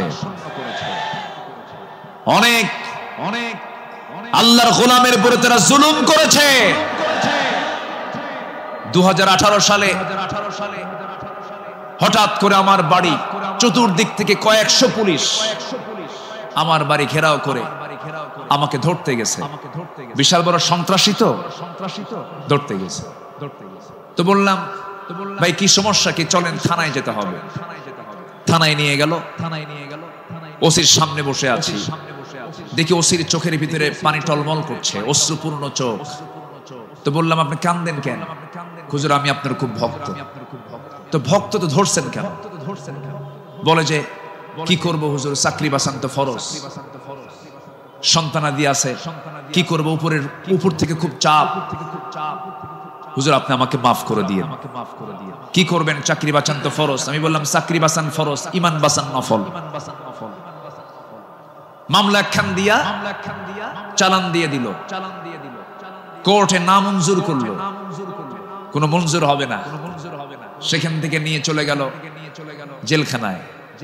জেলখানায় ঢুকলাম, ঢুকেই দেখি 80-85 বছরের এক বুড়া মানুষ আমারে দেখে লম্বা একখান সালাম দিয়ে বলে হুজুর আপনি জেলখানায় ঢুকলেন, খুব খুশি হলাম। তো বললাম ঢুকলাম জেলখানায়, খুশি হলেন আপনি, ব্যাপারটা কি? বলে হুজুর দূর থেকে ওয়াজ শুনি, দূর থেকে আলোচনা শুনি, কাছে যেতে পারি না, মুসাফা করতে পারি না, একটু মনের কথাগুলো বলবো তাও পারি না। কত সুন্দর আপনি আমার কাছে ধরা দিলেন, দোয়া করে জেলখানায় থাকে। তো আমি এখন উল্টা মুরব্বিকে বললাম চাচা আপনি জেলখানায় কেন এই বুড়া বয়সে, নাতিপুতি থুইয়া? তো বলতেছে বাবা কি বলবো, বোমা হামলা, বোমা হামলা। মানে কামান নামে বোমার মামলা দিয়েছে, আমি নাকি বোমা মেরেছি। বাবা বলো তো এই 80 বছরের বুড়ার হাতে যদি বোমা তুলে দেওয়া হয়, সেই বোমা লক্ষ্যে যাবে না নিজের মাথায় পড়বে? এই আচরণ করেছে তারা 16 বছর। ফেরাউন বেঁচে ছিল, ফেরাউন পৃথিবীতে বেঁচে ছিল 1600 বছর, এরা ছিল 16 বছর। সংখ্যার যে মিল হলো কেমনে বুঝলাম? ফেরাউনের যে চরিত্র, এদের সেই একই চরিত্র তারা প্রকাশ করেছিল 16 বছর। দাড়ি দেখলেই, টুপি দেখলেই তাদেরকে জঙ্গিবাদীর তকমা লাগিয়ে মামলা দিত। রাস্তার ফকির পর্যন্ত মামলার শিকার হয়েছে।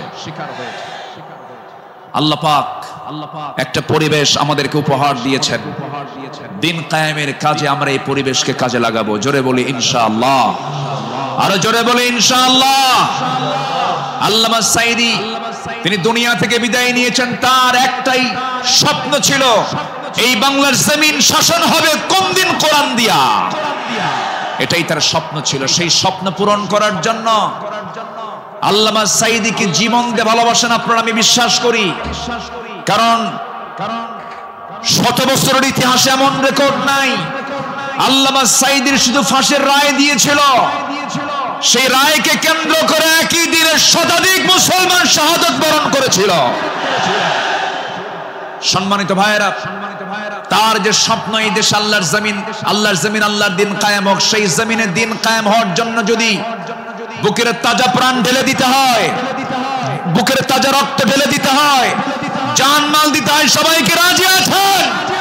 রাজি আছেন কারা কারা? হাত উঁচু করে দেখান মুসলমান।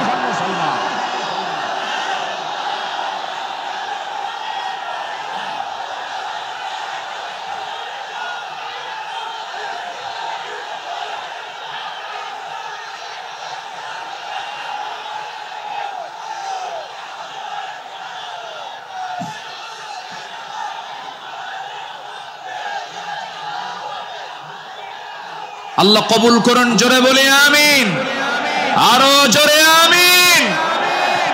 হাত নামান, বসুন। আমি তো দাঁড়াতে বলি নাই, আপনি দাঁড়ালেন কেন? জি, বসে পড়ুন। আমি কি আলোচনা চালাবো? আলোচনা চালাবো। আমার নির্দিষ্ট সময় কিন্তু শেষের দিকে প্রায়। আমি কি আলোচনা চালিয়ে যাব? সবাইকে আমাকে সময় দিবেন? জোরে বলি ইনশাআল্লাহ, আরো জোরে বলি ইনশাআল্লাহ। সম্মানিত ভাইয়েরা, তাদের আদালতটা কি ছিল? সাইয়েদনা ওমর ফারুক রাদিয়াল্লাহু তাআলা আনহু একদিন কোন এক বাজার দিয়ে যাচ্ছিলেন। হঠাৎ করে কোন এক সাহাবীর গায়ে হাতে ছিল ছোট্ট ছড়ি, লাঠি ছিল, লাঠি দিয়ে ঘুতা মেরেছেন। মজা করে একটা ঘুতা মারলেন। সেই সাহাবীও কিছু মনে করেন নাই। মাস 6 পরে সাইয়েদনা ওমর ফারুক রাদিয়াল্লাহু তাআলা আনহু তার সঙ্গে দেখা করে বললেন, বন্ধু চলো আমার বাড়িতে যাই। বাড়িতে নিয়ে গেলেন, হাতটা ধরে ক্ষমা চেয়ে বললেন, শোনো আমার ভাইজান, অমুক দিন তোমার শরীরে একটু মজা করে একটু তরবারি কি বলে হাতের ছড়ি দিয়ে লাঠি দিয়ে একটু আঘাত করেছিলাম, কষ্ট পেলে আমাকে মাফ করে দিও। এই যে তোমার হাতে 600 দিরহাম দিয়ে দিলাম, তুমি আল্লাহর ঘর কাবা জিয়ারা করে আসবে। জবাবে সেই সাহাবী বলছেন, আমিরুল মুমিনিন, আপনি আমাকে যে আঘাত করেছেন এটা তো আমার মনেই নাই। সাইয়েদনা ওমর ফারুক বললেন, ও আমার ভাই, আমি যে তোমাকে মৃদু আঘাত করেছি, এটা যদি তুমি কিয়ামতের দিন আমার বিরুদ্ধে যদি আল্লাহর কাছে যদি আদালতে মামলা দিয়ে দাও, আমি জামিন পাবো না। এই জন্য আজকে দুনিয়াতেই তোমার কাছ থেকে আমি মাফ চেয়ে নিলাম। জোরে কোন সুবহানাল্লাহ। সাইয়েদনা ওমর ফারুক রাদিয়াল্লাহু তাআলা আনহু এক বোতল মধু এনেছেন, রাষ্ট্রের মধু। সেই মধুগুলো নিয়ে এসে বাড়িতে স্ত্রীর সামনে দাঁড়িয়ে বলছেন, স্ত্রী, মধুগুলো আনলাম। এই মধু শুধু আমাদের ঘরের জন্য নয়, আমার প্রতিবেশী আরো 4 ঘর সহ আমার ঘর মোট 5টা ভাগ হবে। তোমাকে দায়িত্ব দিলাম, এই মধুটা ভাগ করো। স্ত্রীকে মধু ভাগের দায়িত্ব দিই। সময় যেতে না যেতেই একটু পরেই তিনি বলছেন, স্ত্রী মন খারাপ করো না, আমি তোমাকে মধুভাগের দায়িত্ব দেব না। মধুর বোতলটা নিয়ে নিলেন, আস্তে করে প্রতিবেশীর ঘরে চলে গেলেন। প্রতিবেশীকে ডাক দিয়ে বলছেন, প্রতিবেশী, যে মধুর বোতলটা তোমাকে দিলাম সমান 5 ভাগে ভাগ করবে, একটা ভাগ তুমি আমাকে দিবে, বাকি 4 ভাগ তোমরা সব ভাগ করে নেবে। তিনি তার অংশের মধুটা নিয়ে আসলেন, নিয়ে সেই স্ত্রীর সামনে দাঁড়িয়ে বলছেন, আমার স্ত্রী, আল্লাহর কসম করে বলি, আমি তোমাকে সন্দেহ করিনি, আমি তোমাকে ভালোবাসি। আমি রাষ্ট্র চালাই, তুমি আমার পরিবার চালাও, সন্তানাদের দিকে খেয়াল করো, আমার বড় উপকার তুমি করো। আমি তোমাকে সন্দেহ করে তোমার হাত থেকে মধুর বোতল আমি নেই নাই। আমি নিয়েছি এই কারণটা হলো, এই যে মধু তুমি যখন ভাগ করতে যাবে, যদিও সমান ভাগে ভাগ করবে, কিন্তু মধু হলো তরল জিনিস। এই তরল মধু ভাগ করতে নিয়ে তোমার হাতে যতটুকু মধু লেগে যাবে, 1 ফোঁটা হোক, 2 ফোঁটা হোক, 3 ফোঁটা হোক, এতটুকুন মধু আমাদের ভাগে বেশি আসুক এটা চাই নাই মনে করে মধুভাগের দায়িত্ব আমি অন্যের কাঁধে চাপায়া দিয়েছি। জোরে বলি আল্লাহু আকবার। ইন্নাল্লাহা ইয়া'মুরু বিল আদল ওয়াল ইহসান। আল্লাহু আকবার বলি। নাম্বার 4 হলো 10টা পয়েন্ট, একটু কান লাগান, খরগোশের মতো কানটা একটু খাড়া করে মনোযোগ দিয়ে সবাই মনোযোগ দিয়ে শুনুন। নাম্বার 4 হলো শ্রেষ্ঠদের কাতারে থেকেও নিরহংকার হয়ে অসহায় সাধারণের সাথে মিশে যাওয়া সাহাবে কেরামদের বৈশিষ্ট্য ছিল, আমার নবীর বৈশিষ্ট্য ছিল। আল্লাহ রাব্বুল আলামিন অর্ডার করেছেন, وَأَخْفِضْ جَنَاحَكَ لِمَنِ اتَّبَعَكَ مِنَ الْمُؤْمِنِينَ। সূরা শুআরা 215 নম্বর আয়াত। মুমিনদের মধ্যে যারা তোমার অনুসরণ করে তাদের প্রতি তোমার বাহুকে অবনত করো, তাদের জন্য তুমি সুন্দর করে তাদের পাশে দাঁড়িয়ে যাও, দিলটা নরম করে তাদের সঙ্গে কথা বলো। জোরে বলি সুবহানাল্লাহ। আমার বন্ধুগণ, সাইয়েদনা আবু বকর সিদ্দিক রাদিয়াল্লাহু আনহুর খেলাফত আমল চলছিল। সাইয়েদনা আবু বকর রাদিয়াল্লাহু তাআলা আনহু সেই সময় যখন তিনি খেলাফত পেলেন, নতুন যখন তিনি দায়িত্ব পেলেন, খেলাফত গ্রহণ যখন তিনি করলেন, নতুন খলিফা হয়েছেন, এই খেলাফতের সংবাদ পেয়ে অনেকে আনন্দ প্রকাশ করছে, সুন্দর একজন খলিফা আমরা পেয়েছি। কিন্তু ওই মদিনার ছোট্ট একটা গ্রামের একজন মহিলা অঝরে ঝাড়ায় কাঁদতেছে, কান্নায় সে ভেঙ্গে পড়ছে। সবাই বলল, মহিলা তুমি কান্দো কেন? ও নারী তুমি কান্দো কেন? ও মহিলা তুমি কান্দো কেন? কান্নার হেতুটা কি? সঙ্গে সঙ্গে মহিলা বলতেছে, কান্নার কারণ হলো এমন একজন ব্যক্তি খেলাফতের দায়িত্ব পেয়েছে যে লোকটা আমার বাড়ির প্রত্যেকদিন ছাগলটা দহন করে যেত, ছাগলের দুধটা দহন করত। আজকে সে খেলাফতের দায়িত্ব পেল, কিন্তু আমার এই ছাগলের দুধটা দহন করার মতো লোক আর আমি পাবো না, এই জন্য আমি কান্দি। ওই মহিলার কান্না যখন সাইয়েদনা আবু বকরের কানে যখন সংবাদটা চলে গেছে, ওই মহিলার সামনে দাঁড়িয়ে বলছেন, মহিলা কেঁদো না, আমি খলিফার দায়িত্ব পেয়েছি, খেলাফতের দায়িত্ব পেয়েছি বলে তোমার দায়িত্ব আমি পালন করব না, ভুল কথা। আমার দায়িত্ব এটা রয়ে যাবে, আমার খেলাফতের দায়িত্ব রয়ে যাবে। জোরে বলেন সুবহানাল্লাহ।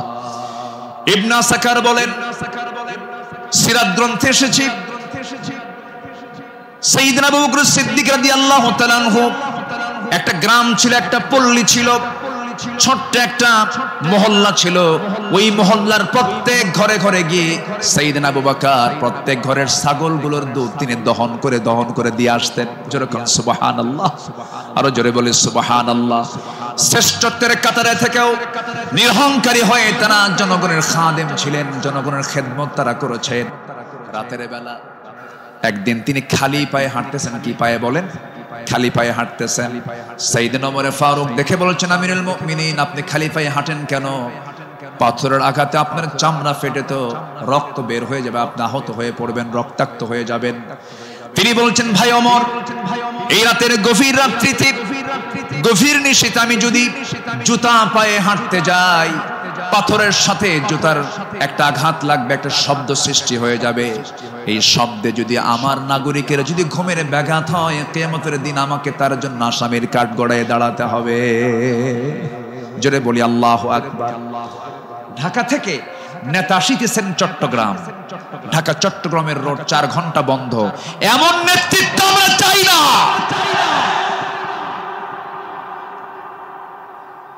আমরা শাসক দেখতে চাই, জনগণের শাসক, ঠিক কিনা? আমরা কিসের শাসক দেখতে চাই? যাকে দেখলে ওমরের কথা মনে হবে, যাকে দেখলে আবু বকরের কথা মনে হবে, যাকে দেখলে ওসমানের কথা মনে হবে। একটা ওমর আল্লাহ পাক তুমি বাংলার জমিনে দিয়ে দাও। জোরে বলি আল্লাহুম্মা আমিন।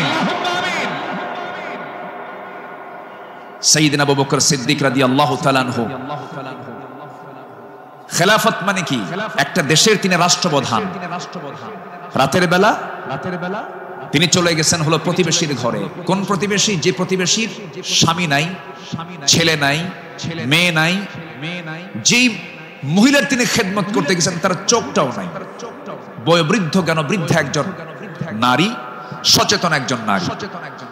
তিনি তার খেদমত করার জন্য খেলাফতের দায়িত্ব পাওয়ার পরও তিনি চলে গেছেন।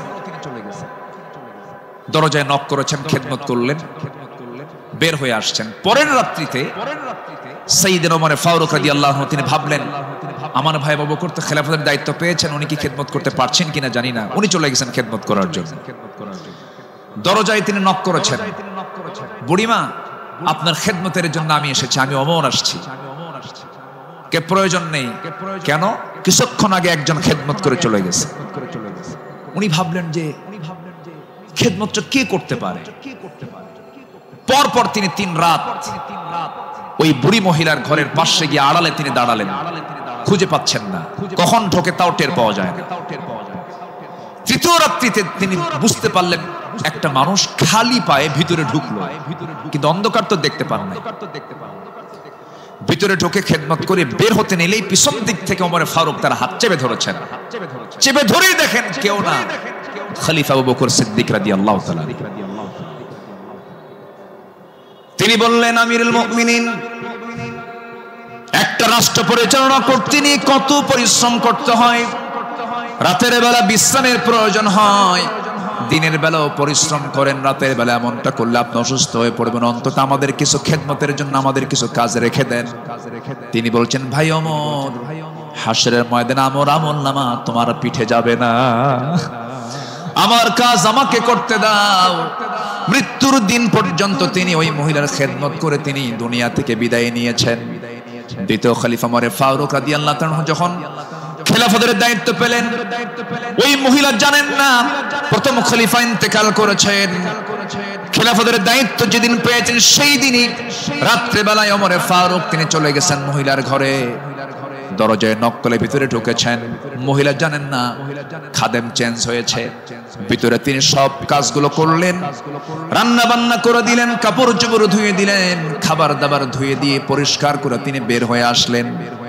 মহিলা অন্ধ মানুষ, বসেছেন খাবার খেতে, সামনে খেজুর নিয়ে যখন বসেছেন, খেজুর একটা মুখে নেওয়া মাত্রই দাঁতের নিচে যখন খেজুরের বিচি যখন পড়ে গেছে, সঙ্গে সঙ্গে মহিলা বলতেছেন, ইন্না লিল্লাহ। তিনি চোখের পানি ফেলে দিয়া কেঁদে কেঁদে বলতেছেন, বুঝতে পেরেছি আমার আসল খাদেম আবু বকর আর দুনিয়াতে নাই। আমার আবু বকর যখন আমার খেদমত করতে আসতো, যখন সে খেজুরগুলো আমাকে ধুয়ে দিত, শুধু খেজুর শুধু ধুয়েই দিত না, খেজুরগুলো ধুয়ে ভিতরের যে বিচিগুলো আছে বিচিগুলো সরায় আমার সামনে রেখে দিত, যেন আমার খেতে কোনো কষ্ট না হয়। জোরে বলে সুবহানাল্লাহ, আর জোরে বলে সুবহানাল্লাহ। শাসক ছিলেন, শাসকের কাতারে থেকেও তারা নিরহংকারী হয়ে জনগণের সেবা করেছেন। আল্লাহু আকবার বলেন। সাইয়েদনা ওমর ফারুক রাদিয়াল্লাহু তাআলা আনহু, তিনি যেদিন শাসনভার তার কাছে আসে, তার কাঁধে যখন আসে, সেই দিন থেকে নিয়ে শুরু করে মৃত্যুর দিন পর্যন্ত কোন রাত তার পিঠটা তার বিছানার সঙ্গে লাগাতে দেননি। দিন দিন শুকায় যাচ্ছিলেন। বলা হলো, আপনি শুকায় যাচ্ছেন কেন? তিনি বললেন, কেঁদে কেঁদে, তোমরা আমাকে এমন দায়িত্ব দিয়েছো যে দায়িত্ব আমাকে স্বাস্থ্যহীন বানিয়ে দিয়েছে। পরকালীন জবাবদিহিতা, পরকালীন জবাবদিহিতার অনুভূতি ছাড়া একটা শাসক কখনো ভালো হতে পারে না। আসতে বলবেন না, জোরে বলুন ঠিক কিনা? অতএব সেই গদির সমস্যার সমাধানের জন্য আমরা চাই যোগ্য, সৎ, আল্লাহওয়ালা, কোরআন প্রেমিক একজন শাসক আমরা চাই। আল্লাহ কবুল করুন, আল্লাহ কবুল করুন। এই কথাটা কেন বললাম? কারণ এখন যে সরকারটা আছে এটা কি স্থায়ী না অস্থায়ী? এজন্য আলোচনার মধ্যে এই ফাঁকে এই কথাটা একটু বলে ফেললাম। সম্মানিত ভাইয়েরা, আমার সময় তো ফুরে যাচ্ছে, আমাকে শেষ করতে হবে। শেষ কি করে দেব? আলোচনা চলুক, হুজুর মরুক। জি, জোরে বলি ইনশাআল্লাহ। জি, আল্লাহ কবুল করুন, জোরে বলি আমিন। নাম্বার 5, সকল দুর্নীতি এবং অন্যায়ের বিরুদ্ধে কঠোর অবস্থান। আমার নবীরও ছিল, সাহাবে কেরামদের মাঝে এই বিষয়ে তারা খুব সতর্ক থাকতেন। আল্লাহ রাব্বুল আলামিন বলেন, ওয়ালা তাকুলু আমওয়ালাকুম বাইনাকুম বিল বাতিলি ওয়া তুদলু বিহা ইলাল হুক্কামি লিতাকুলু ফারীকাম মিন আমওয়ালিন নাসি বিল ইসমি ওয়া আনতুম তা'লামুন। জোরে বলুন আল্লাহু আকবার। তোমরা নিজেদের মধ্যে পরস্পরের সম্পদ অন্যায়ভাবে গ্রাস করো না, তা বিচারকদের নিকট উপস্থাপন করো না, যাতে অন্যের সম্পদের কিছু অংশ পাপের মাধ্যমে গ্রাস করতে পারো, যদিও তোমরা জানো কার কথা। আসতে বলবেন না, কার কথা। আরেক জায়গায় বলছেন, লা তাকুলু, তোমরা খেতে যেও না। কি খেতে যেও না? কুলু মিন তাইয়্যিবাত, পবিত্র খাবে, হারাম কিছু খাবে না। লা তাকুলুর রিবা আদআফান মুদাআফা আহাল্লাল্লাহুল বাইয়া ওয়া হাররামান রিবা। বিভিন্ন জায়গাতে আল্লাহ পাক ক্লিয়ার কথা বলে দিয়েছেন। আমার বন্ধুগণ, সাহাবে কেরাম দুর্নীতি কেমন করে বন্ধ করা যায় অন্যের বিরুদ্ধে কেমন কঠোর হতে হয় তা বাস্তব জীবনে তা দেখিয়ে দিয়েছেন। বাস্তব জীবনে আল্লাহ রাসূল তা বুঝিয়ে দিয়েছেন। বিচার কেমনে করতে হয়, বিচারের রায় কেমনে নামাতে হয় তাও রাসূল শিখিয়ে দিয়েছেন। বিচার কি সবার জন্য সমান না সমান? আইন সবার জন্য, আইন সবার জন্য সমান। আমার নবীজি বসে আছেন, একটা বিচার আসলো। এক সম্ভ্রান্ত পরিবারের মহিলা কন্যা সন্তান চুরি করে ধরা পড়েছে। রাসূল বললেন কোনো কথা নাই, হাত কাটো, হাত কেটে ফেলো। রাসূল অর্ডার দিলেন। আমার নবীর উপরে কথা বলার কোনো সাহস কারো নাই। ওই সম্ভ্রান্ত পরিবারের লোকজন এসে সাইয়েদনা ওমর ফারুককে বিভিন্ন কিছু বুঝায়া দিয়ে বলছেন আপনি যদি রাসূলকে সুপারিশ করেন হয়তো রাসূল শুনতে পারেন। সাইয়েদনা ওমর ফারুক এসে আমার নবীর সামনে দাঁড়িয়ে বলছেন ইয়া রাসূলুল্লাহ, যে মহিলার হাত কাটার অর্ডার দেওয়া হয়েছে সে তো সম্ভ্রান্ত পরিবারের, দেখুন তো কিছু করা যায় নাকি? আমার নবীজি সেই সময় আল্লাহর কসম করে বলেন আল্লাহি, হে আমার ওমর, আল্লাহর কসম করে বললি, আল্লাহর কসম করে বলছি এই চুরিটা যদি ওই সম্ভ্রান্ত পরিবারের মেয়ে ফাতিমা না হয়ে যদি কলিজার টুকরা মেয়ে আমার ফাতিমা বিনতে মুহাম্মদ হতো, যদি এটা প্রমাণ হয়ে যেত লাকাতাতু ইয়াদাহা, আমি রাসূল নিজে তার হাতটা ধরে কেটে দিতাম। আল্লাহু আকবার। দুর্নীতির কোনো সুযোগ সেই সমাজে ছিল না, কারণ যারা বিচার করেছেন তারা ছিলেন হলো সৎ বিচারক। আমরা সৎ শাসক, সৎ বিচারক দেখতে চাই। আর সৎ শাসক এবং সৎ বিচারক সৃষ্টি তখনই হতে পারে যারা কোরআন সমাজে চায়। যারা সমাজে কি চায়? কোরআন চায়। সাইয়েদনা ওমর ফারুক রাদিয়াল্লাহু তাআলা আনহু যে সময় তিনি খলিফাতুল মুসলিমিন, ইরাকের গভর্নর ছিলেন হলো আবু মুসা আশআরী রাদিয়াল্লাহু তাআলা আনহু। তিনি করলেন কি, তিনি একদিন মদিনায় এসে সাইয়েদনা ওমর ফারুক রাদিয়াল্লাহু আনহুর জন্য এবং তার স্ত্রী আতিকা রাদিয়াল্লাহু আনহার জন্য কিছু কাপড় চোপড় উপঢৌকন স্বরূপ নিয়ে আসলেন। নিয়ে এসে তার সামনে দাঁড়িয়ে বলছেন আমিরুল মুমিনিন, আপনার জন্য এই যে আপনার জন্য কিছু কাপড় উপঢৌকন নিয়ে এসেছি। তিনি মুস্কি হাসি মারলেন। মুস্কি হাসি মেরে বললেন আমার গভর্নর আবু মুসা আশআরী, তুমি আমার জন্য এই যে উপঢৌকন গুলো নিয়ে এসেছো, হাদিয়া নেওয়া সুন্নাত, হাদিয়া দেওয়া সুন্নাত, তাহাদু তাহাব্বু, ভালো কথা, এটা সাধারণ ব্যক্তিদের মাঝে হতে পারে, কিন্তু আমি শাসক, আমি যদি আজকে তোমার এই উপঢৌকন গ্রহণ করি ঘুষের পর্যায়েও যেতে পারে, আমি এটা গ্রহণ করব না। আল্লাহু আকবার বলেন। তিনি না গ্রহণ করে তার হাদিয়াটাকে উপঢৌকনটাকে তিনি ফেরত দিয়েছেন। শাসকের কাতারে থেকে এমন উপঢৌকন নাও আমি জায়েজ মনে করি না, বললেন ওমর ফারুক রাদিয়াল্লাহু তাআলা। আল্লাহু আকবার। সম্মানিত ভাইরা, সম্মানিত বন্ধুগণ, নাম্বার 6 হলো নির্ভীকতা এবং মহান আল্লাহর উপরে দৃঢ় তাওয়াক্কুল করা। এটা ছিল আমার নবী এবং সাহাবে কেরামদের সারা জীবনের আমল ছিল। জীবনে তারা চুল পরিমাণ কোনো ভয় পান নাই। আমরা কি ভয় করব কাউকে? কাকে ভয় করব? আল্লাহ ছাড়া কাউকে ভয় করা জায়েজ আছে? আল্লাহকে ছাড়া কাউকে ভয় করা কি জায়েজ আছে? আমার নবীজি কোন এক যুদ্ধের ময়দানে যাবেন, একটা গাছের নিচে তিনি শুয়ে পড়লেন। বাবলা গাছ, বাবলা গাছের ডালে তরবারি রেখে তিনি বিশ্রাম নিচ্ছিলেন। হঠাৎ করে এক বেদুইন এসে আমার নবীর সেই তলোয়ারটা তার হাতে তুলে নিয়ে বলতেছে মুহাম্মদ, আমার হাতে তোমার জীবন, আমি তোমাকে এখন হত্যা করতে পারি। এই কথা বলা মাত্রই বলতেছে এখন তোমাকে কে বাঁচাবে? বেদুইন বলছে তোমাকে এখন কে বাঁচাবে মুহাম্মদ? আমার নবীজি বলেন আমাকে বাঁচাবেন আমার আল্লাহ, আমাকে বাঁচাবেন আমার আল্লাহ, আমাকে বাঁচাবেন আমার আল্লাহ। তিনবার রাসূল যখন বললেন ওই বেদুইনের হাত থেকে তরবারি থরথর থরথর করে পড়ে গেল। আমার নবীজি দৌড় মেরে গিয়ে সেই তরবারি হাতে নিয়ে বললেন বেদুইন এখন তোমাকে বাঁচাবে কে? আমি তো আল্লাহর কাছে আশ্রয় নিয়েছি, আল্লাহ আমাকে বাঁচাবে, এখন তোমাকে কে বাঁচাবে?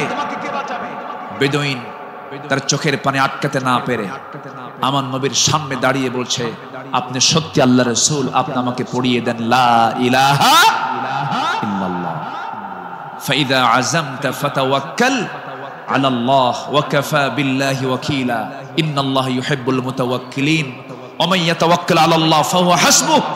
যে ব্যক্তি আল্লাহর প্রতি তাওয়াক্কুল করবে আল্লাহ তার জন্য যথেষ্ট হয়ে যান। আমাদের ভরসা রাশিয়া নয়, আমেরিকা নয়, ইন্ডিয়া নয়, চায়না নয়। আমাদের কার প্রতি ভরসা করার দরকার না, আমাদের ভরসা কে? আসতে বলবেন না তিনি কে? আমাদেরকে বাঁচাবেন তিনি, যার হাতে আমাদের প্রাণ, তিনি সে আল্লাহ আমাদেরকে বাঁচাবেন। আল্লাহ কবুল করুন, জোরে বলি আমিন। ইসলাম গ্রহণ করেছেন 40 নম্বরে, 41 নম্বরে সাইয়েদনা ওমর ফারুক রাদিয়াল্লাহু তাআলা আনহু ইসলাম কবুল করেই রাসূলের সামনে তরবারি রাসূলের পায়ের কাছে রেখে বললেন, ইয়া রাসূলুল্লাহ, আমাদের মুসলমানদের সংখ্যা কত? আমার রাসূল বললেন, ওমর, সাহাবীর সংখ্যা মাত্র 40 জন, 40 থেকে 41 জন। সাইয়েদনা ওমর ফারুক, এটাই বিশাল সংখ্যা। আজকে আমরা কাবার চত্বরে গিয়ে প্রকাশ্যে ঘোষণা করব, লা ইলাহা। কোন সাহাবী বললেন? বলেন কোন সাহাবী? আজকে তো এক সাহাবীর ইতিহাসটা একটু বেশি টানলাম, প্রসঙ্গটা চলে আসলো। তিনি বলে ফেললেন, কি পরিমাণ সাহস হতে পারে? সাহসের পিরামিড সাইয়েদনা ওমর ফারুক গিয়ে প্রকাশ্য রূপে সামনে ঘোষণা করলেন, কে আছো? আমার সামনে আসো। লা ইলাহা, তরবারি হাতে, দীপ্ত পদক্ষেপে, আল্লাহু আকবার ধ্বনিতে মুখরিত করে আকাশ বাতাস সামনের দিকে যেতে লাগলেন। আবু জেহেলরা হতভম্ব হলো। আবু জেহেল মনে মনে ভাবলো, পাঠালাম কি জন্য, আর হয়ে গেল কি? সাইয়েদনা ওমর ফারুক রাদিয়াল্লাহু তাআলা এত সাহসী ছিলেন, সেই বজ্র কণ্ঠের ওমর এখনো দরকার আছে না নাই? সেই বজ্র কণ্ঠের ওমর এখনো দরকার আছে না নাই? নতুন বাংলাদেশ তৈরি করার জন্য ওমর প্রয়োজন, আবু বকর প্রয়োজন। আমরা আবু বকরের মতো দৃঢ়চেতা হব, ওমরের মতো সাহসী হব, ওসমানের মতো ধৈর্যশীল হব, আলীর মতো লড়াকু সৈনিক হয়ে বাতিল শক্তির মোকাবেলায় আমরা ঝাঁপিয়ে পড়ব প্রয়োজনে। রাজি আছেন কারা কারা? হাত উঁচু করে দেখান মুসলমান।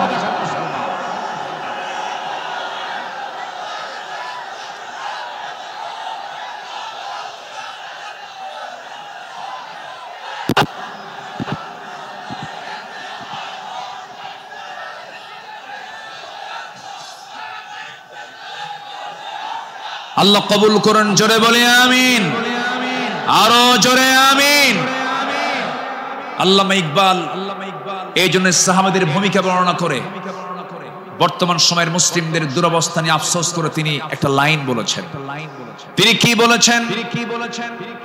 সফহা ওয়ারসে বাতিল কো মিটায়া কিসনে, নোয়ে ইনসান কো গুলামি সে ছুড়ায়া কিসনে, मेरे काबे को ज़मीनों से बचाया किसने, मेरे कुरान को सीनों से लगाया किसने, थे तू अबाओ तुम्हारे ही मगर तुम क्या हो, हद पर हद दहरे मुंतज़िरे फरदा हो।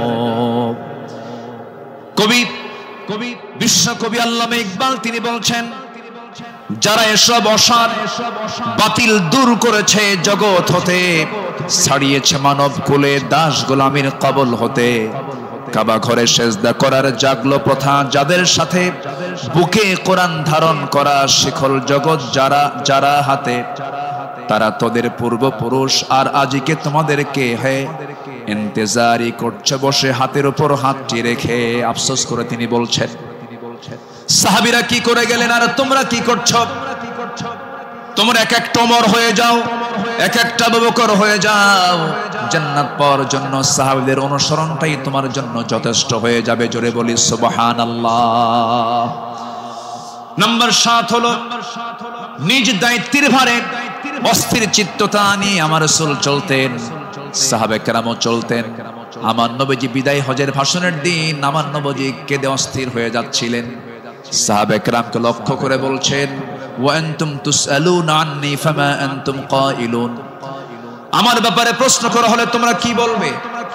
সাহাবীরা বললেন, নাশহাদু আন্নাকা ক্বাদ বাল্লাগতা ওয়া আদাইতা ওয়ানাসাহতা, আমরা সাক্ষ্য দেব আপনি দায়িত্ব পালন করেছেন, আপনি উপদেশ দিয়েছেন। এই কথা শুনে আমার নবীজি শাহাদাত আঙ্গুলে উঁচু করে আকাশের দিকে লক্ষ্য করে আল্লাহকে বলছেন, আল্লাহুম্মা শাহাদ, আল্লাহুম্মা শাহাদ, আল্লাহুম্মা শাহাদ। আল্লাহ তুমি সাক্ষী থাকো, আল্লাহ তুমি সাক্ষী থাকো, আমার সাহাবীরা আমার পক্ষে কথা বলছে। আল্লাহু আকবার। নিজের দায়িত্ব নিয়ে রাসূল খুব অস্থির চিত্ততা প্রকাশ করতেন মাঝে মাঝে। আমার বন্ধুগণ, আমার নবীজি মাঝে মাঝে এত পরিমাণ কাঁদতেন, কান্নার পরিমাণ এত হতো, আমার নবীজি যখন সেজদায় পড়ে যেতেন না, সেই শরীফের হাদিসে এসেছে পানি গরম হলে পরে টকবক যেমন আওয়াজ হয়, ফুটন্ত পানি যেমন টকবক টকবক আওয়াজ করে, আমার নবীজি সেজদার সময় এত পরিমাণ কাঁদতেন। আমার নবীজির সেজদার সময় যে মুখ থেকে কান্নার আওয়াজটা বের হতো টকবক করা পানির মতো, এত কাঁদতেন তিনি। কেন কাঁদতেন, কি জন্য কাঁদতেন? তিনি শুধু চেয়েছেন, ও আল্লাহ, আমার উম্মতকে তুমি জাহান্নাম দিবা না, আমার উম্মতকে তুমি জান্নাত দিবা। তিনি তার নিজের জন্য বেশি কেঁদেছেন না, উম্মতের জন্য বেশি কেঁদেছেন, উম্মতের জন্য বেশি কেঁদেছেন। আমার বন্ধুগণ, এই জন্য এই পৃথিবীতে সবচাইতে বেশি ভালোবাসবে এক নাম্বার কাকে বলেন? আসতে বলবেন না কাকে? নাম্বার 2 হচ্ছে মুহাম্মদ সাল্লাল্লাহু আলাইহি ওয়াসাল্লামকে আমরা ভালোবাসবো। তিনিও ভালোবেসেছেন। আমার ভাইয়েরা, আমার বন্ধুগণ, নাম্বার 8 হলো আদর্শ নেতৃত্বের অনুতুলনীয় আলোকচ্ছটাই সাহাবে কেরাম। সাহাবে কেরামকে আল্লাহ রাব্বুল আলামিন অনেক সম্মান দান করেছেন। লাকাদ আরসালনা রুসুলানা বিল বাইয়িনাতি ওয়া আনজালনা মাআহুমুল কিতাবা ওয়াল মিজানা লিয়াকুমান নাসু বিল কিসত। জোরে বলুন আল্লাহু আকবার। আমার বন্ধুগণ, সময় যেহেতু কম, শেষের দিকে আস্তে আস্তে চলে যাচ্ছি। নাম্বার 9 হলো তাকওয়ার উজ্জ্বল দৃষ্টান্ত ছিলেন আমার নবী এবং সাহাবে কেরাম। লাকিনিল্লাযীনা তাকাও রাব্বাহুম লাহুম জান্নাতুন তাজরি মিন তাহতিহাল আনহার আল-আনহারু খালিদিনা ফিহা নুজুলাম মিন ইনদিল্লাহ ওয়া মা ইনদাল্লাহি খায়রুল লিল আবরার। জোরে বলুন আল্লাহু আকবার। যারা নিজেদের প্রতিপালককে ভয় করে চলেন, তাদের জন্য আছে এমন সব উদ্যান, এমন সব জান্নাত যারা তলদেশ দিয়ে নহর প্রবাহিত। আল্লাহর পক্ষ থেকে অতিথিয়তা স্বরূপ তারা সর্বদা সেখানে থাকবে। আল্লাহর নিকট যা কিছু আছে পুণ্যবানদের জন্য তাই হলো শ্রেষ্ঠ। জোরে বলি সুবহানাল্লাহ। তাকওয়া কাকে বলে সাহাবে কেরাম শিখিয়েছেন, তাকওয়া কাকে বলে আম্বিয়া কেরাম শিখিয়েছেন। বিশেষ করে আমার নবীজি তাকওয়ার তিনি মূর্ত প্রতীক ছিলেন। আমার বন্ধুগণ, নাম্বার 10 হলো, নাম্বার 10 সর্বশেষ যেটা, সেটা হলো আল্লাহর কাছে বিনম্র চিত্তে অশ্রু ঝরানো, চোখের পানি ফেলে ফেলে কাঁদা। এই দুনিয়াতে আমি যখন জন্ম নিয়েছি, আমার প্রথম ভাষা ছিল হাসা না কাঁদা, হাসি না কান্না। মার পেট থেকে দুনিয়াতে এসে আমি কেঁদেছি না হেসেছি? কেঁদেছি। মূলত এই জায়গাটা হলো, এই দুনিয়াটা হলো কান্নাকাটি করার জায়গা। হাসির জায়গা হলো জান্নাত, আনন্দের জায়গা হলো জান্নাত। জান্নাতে গিয়ে বান্দার জীবনের সব সমস্ত আনন্দ সেই জান্নাতি সে ভোগ করবে। হুজিবাতুল জান্নাতু বিল মাকারিহ, হুজিবাতুন নারু বিশ শাহাওয়াত। আমার বন্ধুগণ, আমার নবীজি যখন কাঁদতেন, অস্থির হয়ে যেতেন, তার চোখের কোনা বেয়ে বেয়ে টপ টপ করে পানি পড়তো, দাড়িগুলো ভিজে যেত, কপাল ফুলে যেত, হাঁটুগুলো ফুলে যেত। ঘন্টার পরে ঘন্টা সেজদায় পড়ে কেঁদেছেন, কারণ আল্লাহ পাক তার শানে বলেছেন, ওয়া মিনাল লাইলি ফাতাহাজ্জাদ বিহি নাফিলাতাল লাক আসা আন ইয়াবআসাকা রাব্বুকা মাকামান মাহমুদা। জোরে বলুন আল্লাহু আকবার। আরেক জায়গায় বলছেন, ওয়াল্লাযীনা ইয়াবিতুনা লিরাব্বিহিম সুজদান ওয়া কিয়ামা ওয়াল্লাযীনা ইয়াকুলুনা রাব্বানা ইসরিফ আন্না আযাবা জাহান্নাম ইন্না আযাবাহা কানা গরামান ইন্নাহা সাআত মুস্তাকাররাও ওয়া মুকামা। আল্লাহর যারা বান্দা হবে, রাত গভীর হয়ে যাবে, সবাই ঘুমের সাগরে হাবুডুবু খাবে, কিন্তু আল্লাহর পছন্দের বান্দা যারা, তারা তো জানেই আল্লাহ সব সময় প্রথম আকাশে আসেন না। আল্লাহ তাআলা প্রথম আকাশে আসেন কোন সময় বলুন? কোন সময়? কোন সময়? কোন সময়? কোন সময়? শেষ রাত্রিতে চলে আসেন। ফিস সামাঈদ দুনিয়া আলা মিন মুস্তাগফিরিন ফাগফির লাহ। কোন ক্ষমা প্রার্থী আছে আমার কাছে ক্ষমা চাবে, সেই সময় আল্লাহ পাক দুনিয়ার আকাশে চলে আসেন। আল্লাহর পছন্দের বান্দা এই চান্সটা ছেড়ে দেন না। শেষ রাত্রে উঠে চোখের পানি ফেলে শিশুর মতো যারা কান্দাকাটি করবে, আল্লাহর কাছে যারা রোনাজারি করবে, আপনি কি জানেন 7 সমুদ্রের পানি দিয়ে জাহান্নাম নিভতে পারে না, কিন্তু বান্দা যদি আল্লাহর ভয়ে 1 ফোঁটা চোখের পানি ফেলতে পারে, 1 ফোঁটা চোখের পানি 7টা জাহান্নামকে নিভাইয়া দিতে পারে। আমরা কাঁদবো কার কাছে? আসতে বলবেন না, কাঁদবো কার কাছে? পৃথিবীতে কান্নাকাটি করার জায়গা কয়টা? বলেন কয়টা জায়গা? এক জায়গা। কার কাছে? আল্লাহর কাছে আমরা চোখের পানি ফেলে ফেলে কাঁদবো, আল্লাহর কাছে আমরা রোনাজারি করব। পৃথিবীর মানুষের কাছে কাঁদবেন, কেউ বলবো ফিনাতে এমনি কান্দে, কোন একটা লক্ষ্য আছে, মতলব খারাপ। কত কি বলবে, স্বামী তার বউয়ের কাছে কাঁদবে, বউ তার স্বামীর কাছে কাঁদবে, ছেলে বাবার কাছে কাঁদবে, বাবা ছেলের কাছে কাঁদবে, সেখানে কিছু স্বার্থ থাকতে পারে। কিন্তু বান্দা যদি শুধুমাত্র আল্লাহর জন্য কাঁদতে পারে, আল্লাহ রাব্বুল আলামিন তার বান্দার সেই কান্নার পরিপূর্ণ জাযা, পরিপূর্ণ পুরস্কার সেই বান্দার হাতে তুলে দিবেন। এই জন্য আমরা চোখের পানি খরচ করব কার জন্য? আসতে বলবো না, কার জন্য আমরা খরচ করব? ইন্নাল্লাযীনা উতুল ইলমা মিন ক্বাবলিহি ওয়া ইযা ইউতলা আলাইহিম ইয়াখিরুনা লিল আযকানি সুজদা। সূরা বনী ইসরাঈল 107 নম্বর আয়াত। যাদেরকে এর পূর্বে জ্ঞান দান করা হয়েছে, তাদের সামনে যখন আবৃত্তি করা হয়, তখন তারা বিনয়ের সাথে কাঁদতে কাঁদতে ভূমিতে জমিনে তারা লুটিয়ে পড়ে। ইয়াখিরুনা লিল আযকানি সুজদা। এই জন্য আমরা কাঁদবো। চোখের পানি যদি ফেলতে চাই, একমাত্র ফেলবো আমরা কার জায়গায়? কার কাছে? বলেন কার কাছে? কার কাছে? আল্লাহর কাছে। সাইয়েদনা ওমর ফারুক রাদিয়াল্লাহু তাআলা একদিন বসে আছেন, তার পাশে এক সাহাবী বসে একটা হাদিস বর্ণনা করছিলেন। মিসকাল হাববাতিন মিন কিবার, যার মধ্যে যারা পরিমাণ অহংকার কাজ করবে, লা ইয়াদখুলুল জান্নাহ, সে ব্যক্তি জান্নাত পাবে না। ওমর ফারুক সেই জায়গা থেকে লাফ মেরে গিয়ে জমিনে লুটিয়ে পড়লেন। গোটা শরীর তিনি ধুলায় মলিন করলেন, আর বললেন, ওমর, তোকে মানুষ খলিফা বলে, তোকে মানুষ শাসক বলে, ওমর তোর মধ্যে মনে হয় অহংকার ঢুকে গেছে, আল্লাহ তোকে মাফ করবে না। আকাশের দিকে দুটো হাত তুলে আফসোস করে বলছেন, আকাশের মালিক আল্লাহ, তুমি যদি গোটা দুনিয়ার সমস্ত মানুষকে তুমি যদি জান্নাত দিয়ে দাও, আর একজন ব্যক্তিকে যদি জাহান্নাম দিয়ে দাও, আমার মনে হয় আমি ওমর সে একজন ব্যক্তি, জাহান্নাম আমি যাব মনে হয় আমার সে আমল নাই, আল্লাহ আমাকে মাফ করে দিও, আল্লাহ আমাকে ক্ষমা করে দিও। এরকম করে তারা আল্লাহর সামনে চোখের পানি ফেলে ফেলে কেঁদেছেন। একজন সাহাবীর কাছে মুনাফিকের তালিকা ছিল, সেই সাহাবীর কাছে মাঝে মাঝে ওমর ফারুক যেতেন, গিয়ে বলতেন, ভাই ওমর, দেখো তো মুনাফিকের তালিকার মধ্যে আমি ওমর, আমার নামটা আছে নাকি? আমার নামটা আছে নাকি? সাহাবী বলতেন, ভাই ওমর, আপনার নাম থাকবে কেন? আপনি তো জান্নাহ, ওমর ফিল জান্নাহ। তিনি উত্তরে বলতেন, ভাই রে, আমার মন বলছে কেন যেন মনে হয় আমি কি মুনাফিকের কাতারে চলে গেলাম কিনা। কি চিন্তা তাদের মধ্যে কাজ করতো, কার ভয়, কার ভয়, কার ভয়? আসতে বলবেন না, কার ভয়? সবাই কি তাহাজ্জুদের নামাজ পড়তে রাজি আছেন? 5 ওয়াক্ত নামাজ পড়ার দরকার নাই, হ্যাঁ? কি দরকার আছে কিনা বলেন? তাহলে 5 ওয়াক্ত নামাজও পড়বো, এবং স্পেশাল অফার, ওই সময় চোখের পানি ফেললে বান্দার কোনো দোয়া মিস হয় না। সেটা হচ্ছে কি? ওয়াল্লাযীনা ইয়াবিতুনা লিরাব্বিহিম সুজদান ওয়া কিয়ামা, যারা রাতটা কাটায় দেয় রুকুতে এবং সিজদার মধ্যে। কার কাছে?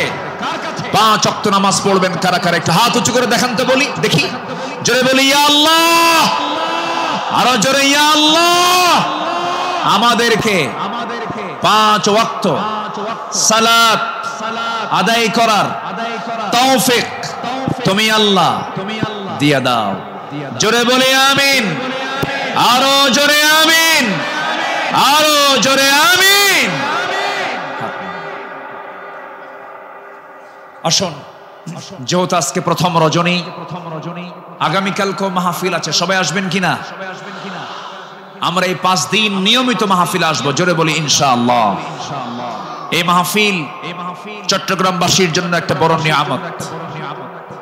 আল্লাহ তুমি এই মাহফিলকে কবুল করো, জোরে বলি আল্লাহুম্মা আমিন।